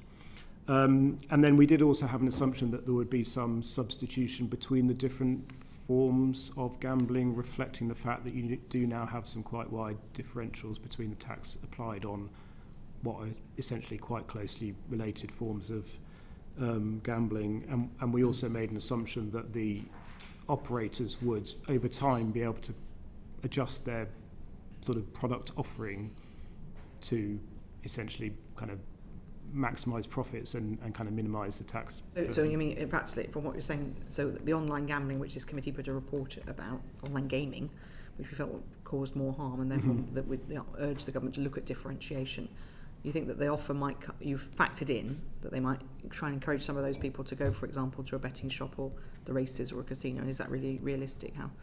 Yes, so I should say it's a relatively small effect, but we do think it is likely over time that there would be some of that behaviour would take place. Very difficult to score, though.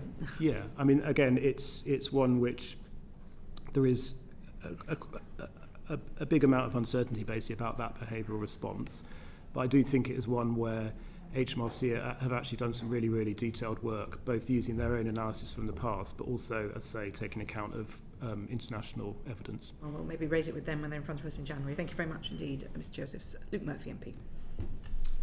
There were new taxes to electric vehicles applied in the budget. I wonder if you could just set out what the scope of these taxes are to, or tax more specifically, to plug the fiscal gap created by reduction in fuel duty revenue. Yeah, so we've got some analysis of that in the report. We have for a long time flagged in our long-term risks report the big risk to government revenues from the loss of fuel duty over time as the government shifts to meet its climate change objectives through the electrification. And so we do some analysis of the offset that the new EV charge will create. And what we show is that essentially it offsets around a quarter of the lost revenue from fuel duty over the long term. And that the reason it's not 100% is because the EV charge that the government has set is roughly half the charge on the average driver through fuel duty. And also at the current time, it only applies to cars and not to vans and lorries, which vans and lorries account for, I think, well, it's close to half of all fuel duty receipts. So those two factors, lower rate and only applying to cars, is why it only replaces around a quarter of the revenue from fuel duty. Would your expectation be that the charge will have to increase in future in order to fill that gap and potentially be extended to vans and lorries? Well, I mean, that's obviously a decision for future governments, not for us, but yeah. You predict a kind of reduction in EV car sales of around just over 400, well, nearly 450,000 as a result of the measure, which is offset, I think, by other government policies to kind of increase sales. I just wonder whether that reduction in sales could be bigger than envisaged. How confident are you around the modelling of the impact of the policy change? Well, again, it's quite an uncertain behavioural response, and there are quite a lot of moving parts there. There's the actual new charge on electric vehicles and the impact that has on purchasing decisions on electric vehicles. There are also, as you say, offsetting policies that the government's introduced to try and incentivise purchases, so through grants and through some other changes to taxation that will reduce costs. And then there is also the interaction with the electric vehicle mandate, which, as you know, mandates manufacturers have to sell a rising proportion of their vehicles as electric vehicles. And so essentially the interaction of all of those moving parts leads us to this judgment that overall, on a net basis, sales of EVs will be about 100,000 lower than they otherwise would. But I definitely would say it's, that is very dependent on assumptions you make, both on the manufacturer's responses and also customers' responses. There's significant risks around the figure. So there's definitely risk around that. On fuel duty, the budget states that from April 2027, the government will uprate fuel duty by RPI. But as we know, fuel duty rates have been frozen for 15 years. How much headroom would the government lose if it did not go ahead with that fuel duty uprating by RPI? Yeah, so I think this is now the 16th consecutive time that those rates have not changed. The cumulative cost of that since 2010 we estimate is about 120 billion. 120 billion cumulative cost since 2010. I think in this forecast, if those rates were not uprated, it would cost about 3.5 billion a year. And say fuel duty weren't uprated, does that have a potential impact on demand of EVs, and do you model that? It would do. I mean, essentially it sort of lowers the cost of petrol and diesel vehicles relative to EVs. Again, the modelling that I was describing earlier on electric vehicles, we have to base on current government policy, so it will have been based on the assumption that those RPI increases happen. So that number on EV forecast could change in the negative if government weren't to freeze RPI. Well, weren't to freeze fuel duty, sorry. Yes, but there is, as I say, there's also the interaction with the mandate. So manufacturers, still have to sell a certain proportion of their vehicles as electric vehicles. So again, there would be a response to that from manufacturers. Yeah. Thank you. Thank you very much, Mr. Murphy. Yuan Yang MP. Yes, there are several increases on the effective rate of tax from income flowing from wealth in the last budget, and in particular on the effective rate of tax on dividends. And I see that in your behavioural effect, you find that over the 5-year forecast period, there's the effect of people changing their behaviour in response to that tax increase goes down to 0. Was that a surprising find, and would you have found a 0 impact on behaviour if that increase had been larger than 2 percentage points? Mr. Joseph. Specifically on the increase to dividends. On dividends, yeah. Yeah, I mean, I think that reflects the fact that it was a relatively small increase. It applies just to basic and higher rate taxpayers and not to additional rate taxpayers. And I think it is the case that actually quite a lot of the dividend taxes will be paid by additional rate taxpayers. So, yeah, essentially that's why there was not a huge one. Thank you very much indeed. Harriet Baldwin. Thank you very much, Chair, and I'm going to try and elicit some yes-no answers out of you, because you've obviously covered a lot of ground so far, and I think there are a few last topics where I'd just like to get a yes-no from you. First of all, the Chancellor has told us repeatedly about the importance of growth. In aggregate, did the measures announced in this week's budget improve growth in the UK? That's a yes-no answer, please. No, but can I just say why? Yes. No, in the sense that we didn't judge that the positive effects outweigh the negative effects.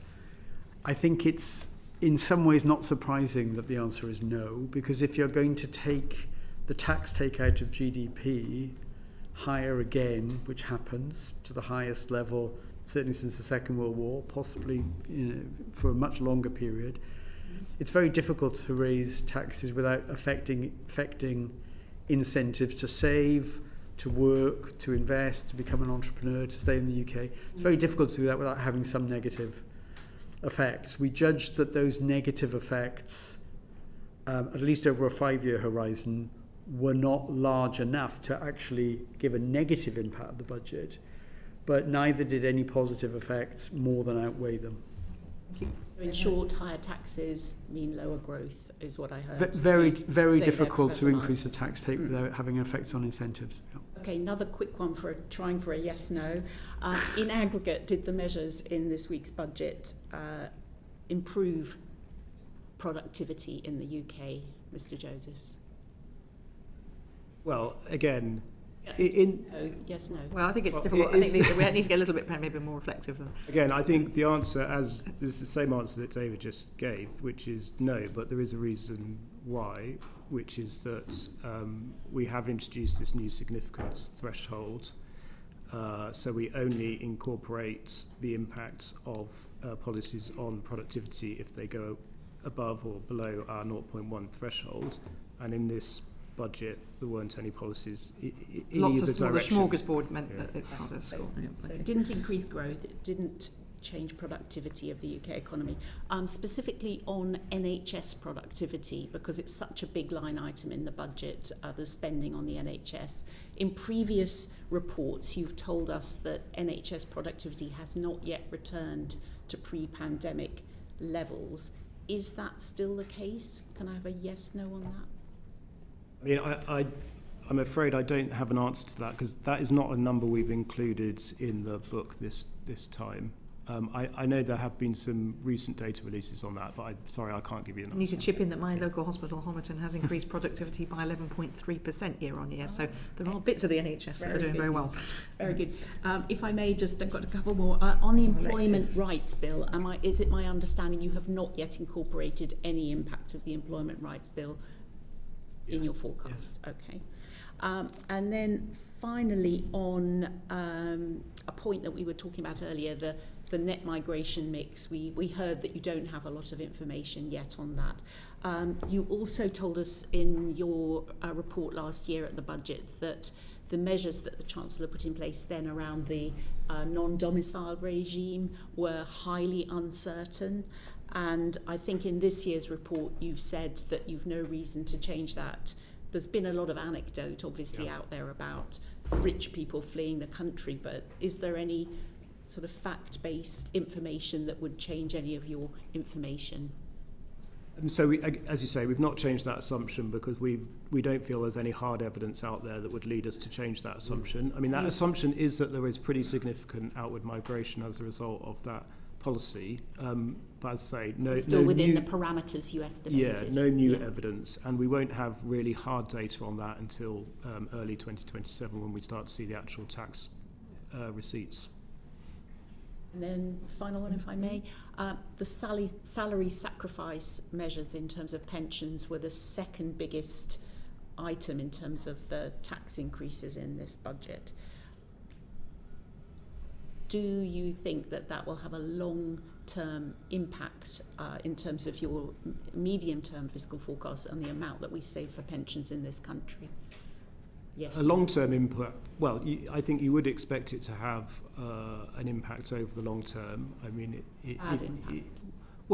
it does reduce the tax benefits of the salary sacrifice route to pension saving, and over the long term, therefore, you may expect lower pension savings than you otherwise would have done. I mean, there are obviously lots of other routes through which people can get the tax benefits of salary of saving into a pension, and we do, and the costing assumes that people will move into other routes.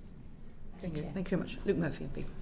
Thank you, Chair. I just had a question about the significance threshold on policies. I just wondered, do you only ever assess what the government puts in front of you, or do you have a kind of a basket of measures, as it were, that you, or a range of different types of policy that you publish that you could show makes the biggest difference in terms of growth enhancing measures? How does that process work? We only consider policies that the government has announced as final policy decisions, and I mean that's something that's set by our legislation. We're not permitted to look at alternative policies. I would say one point here is that I think one of the issues we have faced when undertaking these sort of exercises of incorporating the impact of government policy is how can we be assured that we are being given a sort of full picture of the various changes in government policy that might have an impact on growth. And I think in particular that is an issue for us when it comes to departmental spending policy and regulatory policy. On tax and welfare rate changes, essentially fiscal events bring everything together, so we can be very confident we're looking at all tax and benefit rate changes. When it comes to departmental spending, for example, we might be told by the government that a department is introducing a new spending policy that's going to have a positive impact on growth. It is very difficult for us to look through everything else that department is doing and judge whether other things that department might be doing might be having a offsetting effect on growth. So that's one of the reasons we've introduced this significance threshold, and we've also been clearer on another one of our thresholds, which is we call additionality, which is essentially saying, can we be sure that this new policy is having an impact on growth which is clearly over and above previous government efforts and is not being offset by other policy changes. I appreciate you only assess the policies the government puts in front of you, but I guess to ask the question slightly differently, do you have a typology of policy measures that shows how you assess different types of policies with it in-house? And yes. Is that something that you we do. Is that something that you publish? We do, and we've published the published report which basically shows how we approach different types of policy. Yeah. Thank you very much, John Glenn, MP. Can I just ask you on the employment rights bill? I mean, it was in ping pong immediately before the budget, but I suppose the U-turn on Wednesday on first day rights would vindicate your position on that.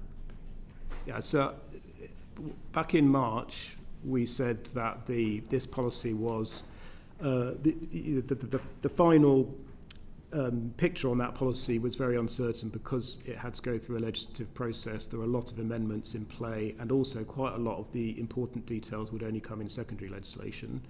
We thought by the time of this forecast we'd have a clearer view. As it turned out, that was not the case. It was still going through this process, so we judged we were still not able to estimate the impact on growth, and as you say, there have been subsequent big changes. Yeah. I think it's clear. So in legislation, you can only deal with policies of the government, and the same really for legislation has to be finally pinned down. Well, we do score policies where the legislation is still going through Parliament, where it's in most cases is pretty clear what the final outcome is going to be. In this case, that was just not the case. So the number of amendments. A number of amendments, and also the fact that a lot of important details would come from the secondary legislation that followed the primary. There's a message for government, isn't it, about what to put on the face of a bill, and in secondary legislation. If you're in government, you always want it. In secondary legislation, if you're in opposition, you always want it on the face of the bill. But before we finish, I just want to ask a couple of quick questions. One of the we haven't talked much about gilts today, but we've seen the pattern of gilt trading here. But one big question is, why are the UK gilts rates consistently higher than in France, which has, far more debt than even we do? I think part of the reason is that UK gilts obviously are denominated in sterling and French government bonds in euros, and the euro is a clearly more widely held global currency than sterling.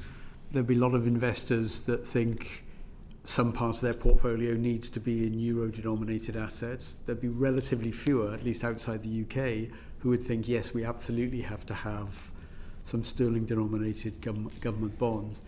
I think that's one reason. I suppose there's a slightly more nebulous one, that if things really fiscally got very difficult in France, that there might be some European Union ECB strategy to try and help them. That's not going to come our way. Okay, thank you. That's very helpful. Going back to what we were discussing at the beginning, you were very clear about the unhelpful information that you felt was being put out there. If that unhelpful briefing occurs at a future fiscal event, I think it's clear that the committee would be quite like to be informed of that. Are you happy to support that as members of the Budget Responsibility Committee? Obviously, you'll have a new chair, would have to be involved in that discussion too. Is that something, Mr. Josephs, you'd support? Providing information if you felt that the OBR was being buffeted by briefings? Yes, absolutely.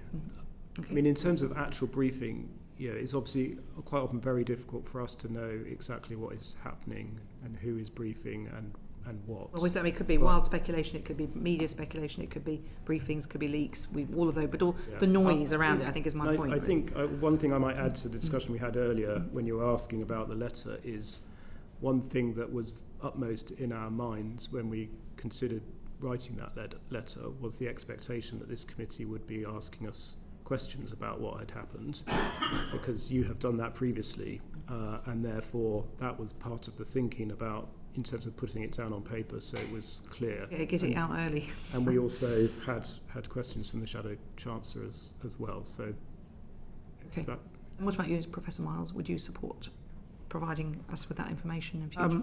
I would. I mean, the OBR is here to serve this committee, and if you find that information helpful, we should respond to it. Thank you very much. And did you ever feel, push you a little bit more on this, that the Chancellor or any Treasury Minister gave an incorrect impression to journalists or the public about the information that you had supplied to them? I think there were misunderstandings in the media, but that's not something I would pin down. You can't be sure where it came from. Right, exactly. Okay. Exactly. And Mr. Joseph? Yeah, I think the same. It's very difficult for us, and we are not here to comment on government communication or on what then led to media speculation. The purpose of the letter, as we've discussed, was to sort of set out the facts in terms of the evolution of our forecast. Everything else that happened is really not something for us to, I think, sort of reach judgment on. Well, thank you very much, and can I thank our witnesses very much.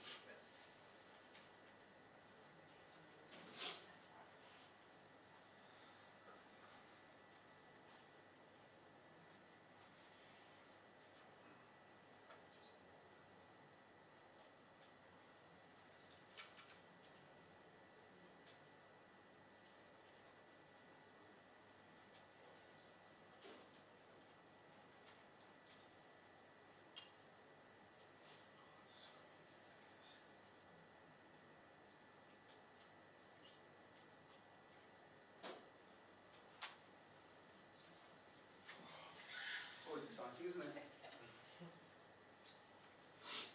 Oh, great, that's what we got. Oh, sorry, I didn't see you there. Fantastic. So it's a delayed draw, everybody.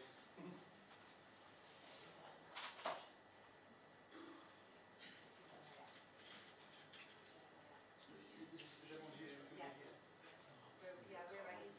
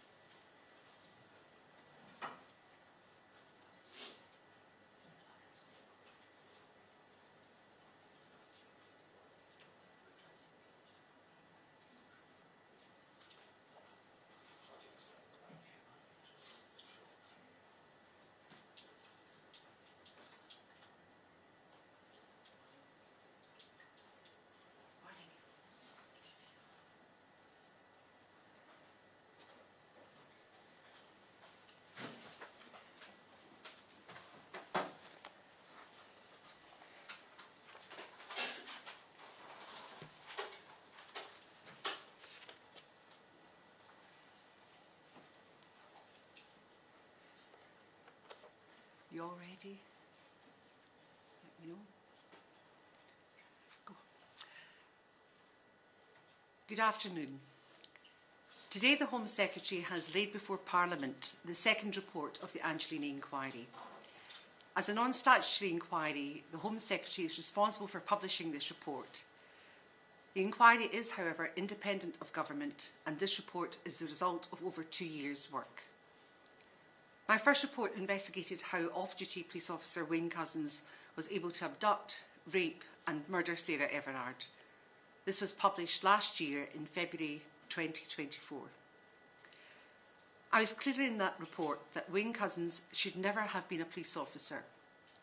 When I published my first report, I warned police and political leaders that there was nothing stopping another Couzens from operating in plain sight. Not enough was done to stop him from establishing and continuing a policing career. Opportunities to disrupt his offending and thereby prevent some of his abhorrent crimes were missed. Part 2 of the Angelini inquiry was launched to examine whether there was a risk of recurrence across policing. This meant investigating issues to do with police misconduct, information sharing, recruitment, vetting, transfers and culture. However, I was concerned that looking within policing alone was not enough to address the wider societal issues highlighted by Couzens' crimes. Wayne Couzens was a repeat perpetrator of crimes against women. He abducted Sarah Everard from a well-lit, busy London road before raping and murdering her. He was able to commit multiple indecent exposure offences against women in public spaces without being apprehended. There were multiple missed opportunities to disrupt this offending and bring an end to his policing career sooner. The abhorrent crimes of Wayne Couzens tragically highlighted broader concerns surrounding women's safety in public spaces. There was a critical and unprecedented call for action and change from members of the public. There are still many victims because there are still many perpetrators of sexually motivated crimes who escape detection and prosecution. With a greater spotlight on the safety of women in public, women should feel safer in public spaces, but many do not. Women change their travel plans, their routines and their lives out of fears for their safety in public, while far too many perpetrators continue to roam freely. Women deserve to feel safer. They deserve to be safer. Making women safer should make everyone safer. This is the focus of my second report. I make 13 new recommendations asking a range of government departments, as well as police forces and wider policing organisations, to act. I ask leaders to be courageous in their action to respond to and implement these recommendations. Changing this situation will be difficult and challenging, but we have to rise to this challenge. During every stage of the inquiry's work, my thoughts have always been focused on Sarah Everard, whose life was cruelly cut short, devastating her loving family and friends. My report lays bare the continued pain Sarah's family experienced at the loss of their beloved daughter. Sarah's mother describes this unrelenting grief as a turmoil of emotions. In Sue's own words, the horror of Sarah's final hours is a constant torment to her and her family. I will never lose sight of the impact that these crimes have on victims and their families. Since Sarah's death, more women have had their lives taken from them at the hands of dangerous perpetrators. I've had the immense privilege of meeting a brave victim who survived attempted murder and rape. It has also been a privilege to meet some of the family members of women murdered by perpetrators who in many cases were previously known to the authorities. Prevention is most effective when it confronts those who cause harm. And yet, too many opportunities to apprehend violent perpetrators have not been acted upon. Too many women are victimised, and too many lives are lost or irrevocably changed forever. The second part of the inquiry allowed me to build on the themes identified in my Part 1 report, and I was able to gather evidence across a wide range of sectors and organisations. This was necessary as sexually motivated crime in public spaces is a whole society issue that requires a whole society response. I continue to be very grateful to all those who provided evidence to the inquiry and for the way organisations have cooperated with the inquiry's work. I've had the privilege of hearing from truly inspiring individuals who are dedicated in preventing sexually motivated crimes against women in public spaces, both within and beyond policing. And this was encouraging to hear.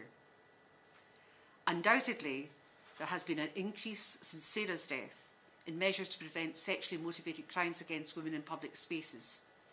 We heard this from across government, the criminal justice sector, national policing bodies, as well as the charity and voluntary sectors. What is of great concern to me still is that basic questions cannot be answered.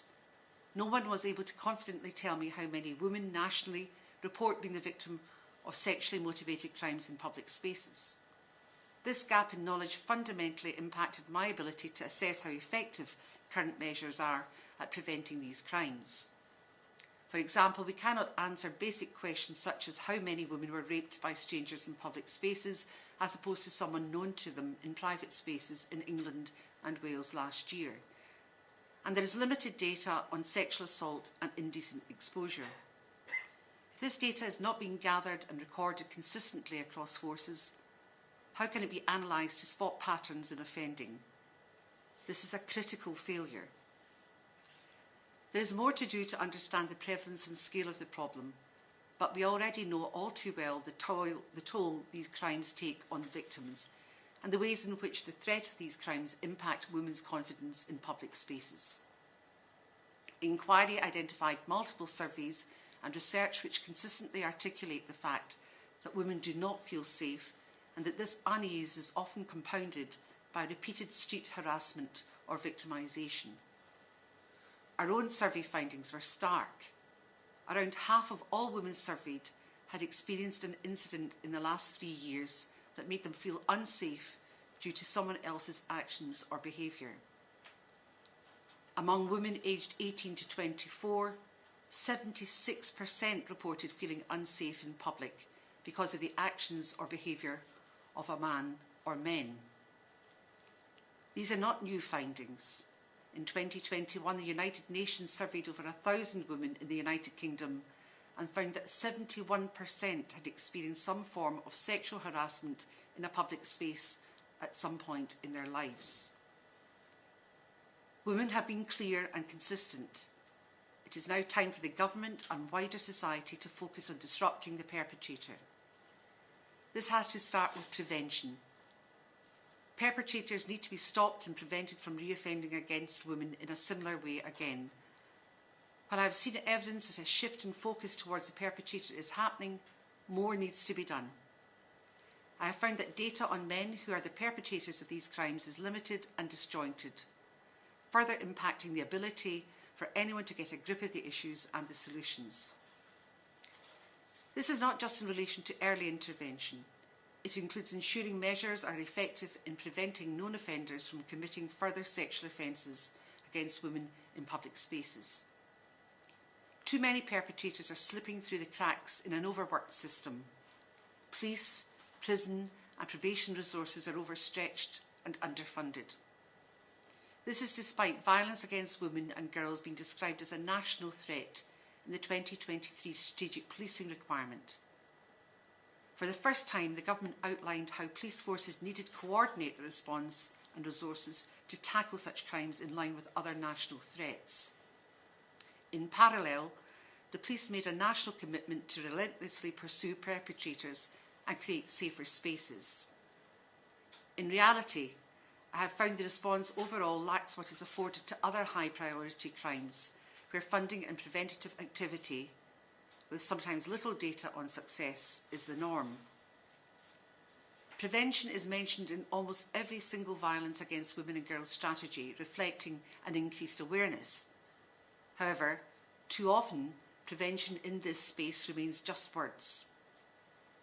Until this disparity is addressed, violence against women and girls cannot credibly be called a national priority. Funding also remains a critical challenge. This is not just about tackling sexually motivated crimes against women in public spaces. It spans violence against women and girls more broadly. The inquiry found chronic underfunding across the criminal justice system.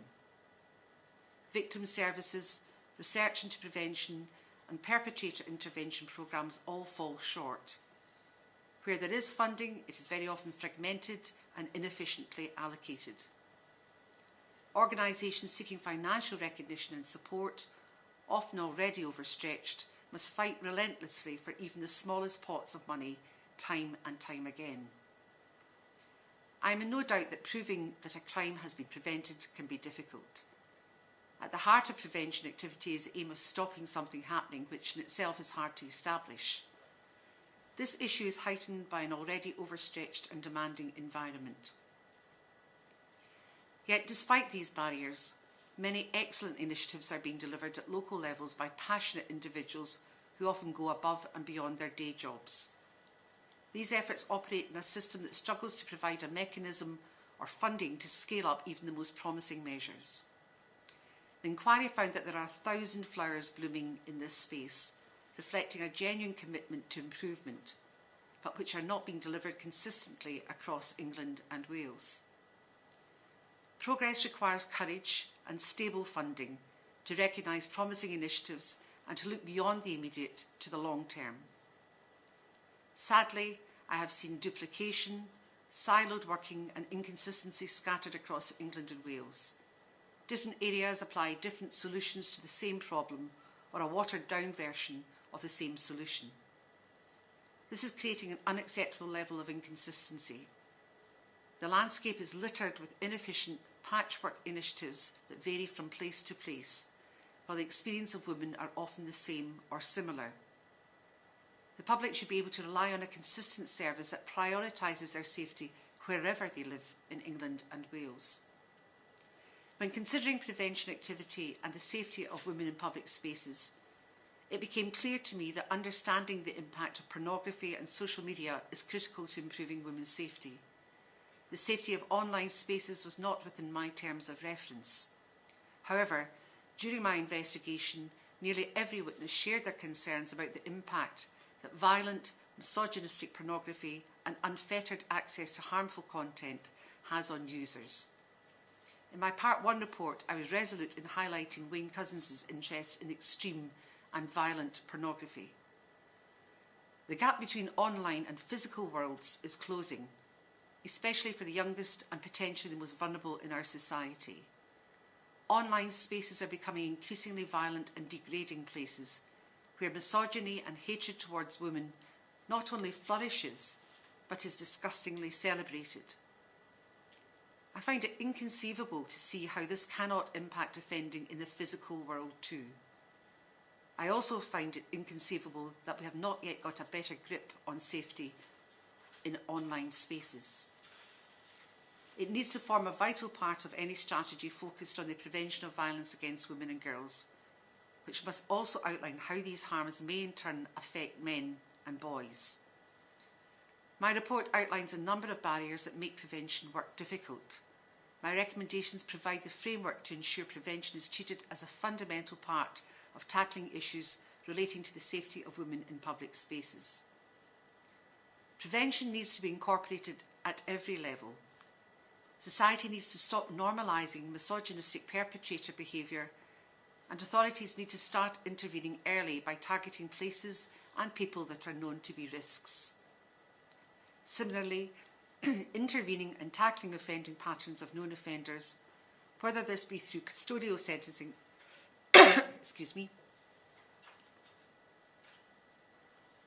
behaviour change referrals or orders, is a crucial part of future prevention and serves to reduce the risk of future victimisation. I call on all sectors and society to work together. Addressing these issues by firmly recognising sexually motivated crime against women as a public health matter as well as a criminal matter is crucial. The recommendations I make are clear. I ask that those responsible to implement the recommendations fund the solutions and protect women. I also want people in our communities to feel liberated to act.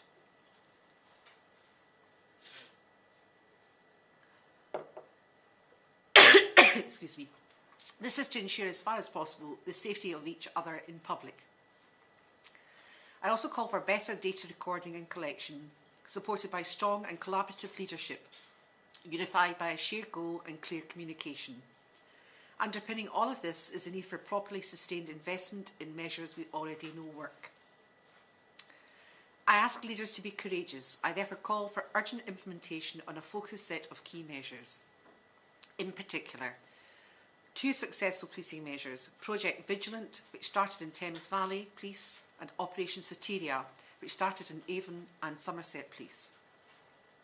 It was rare to find examples of measures so closely aligned at addressing specifically the crimes of interest set out in the terms of reference of this report.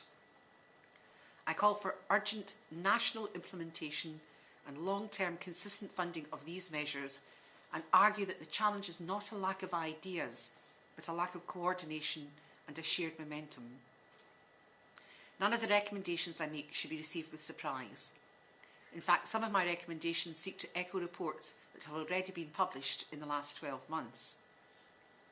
The Independent Pornography Review, the 2025 Girl Guiding Attitudes Survey, and reports by the Home Affairs Committee and the National Audit Office on the effectiveness of tackling violence against women and girls. So many of these reports, reviews, surveys and investigations are saying the same thing. It has been over 4.5 years since the abduction, rape and murder of Sarah Everard, and 22 months since the publication of my Part 1 report. During this time, countless other women have been victimised by perpetrators in public spaces. A month after my Part 1 report, I was pleased to receive unanimous agreement across policing and government who accepted all of the recommendations. This demonstrated that those responsible understood that my report recommendations were an urgent action call. My second report lays bare the reality. Despite widespread support for the level of change needed, the lack of consistent and unified action to implement all of the Part 1 recommendations is deeply disappointing. Despite this, I remain open to the possibility that this will change. I don't underestimate the difficulty of making that change a reality. Getting the data is difficult, evaluation is hard, and results may take time. However, sexually motivated crimes against women are not inevitable. We want women and those who offend against them to know that we do not tolerate these crimes. Looking ahead to the festive period, when many women will be travelling and meeting friends and family, I continue to be worried about their safety in public spaces. There is no better time to act than now. I want leaders to quite simply get a move on. There are lives at stake. During this inquiry, I've had the privilege of working with an outstanding and dedicated team of civil servants. The inquiry has much more work to do. My next and third report will look at policing in more detail and address the same issues identified in relation to recruitment, vetting, transfers, standards and culture. My fourth and final report will address the shocking crimes committed by David Carrick and seek to understand how he was able to remain in policing for such a long period of time. Thank you. Sorry about the cough. There we are. Oh dear. Do you mind grabbing the report, just stand in front of the screen?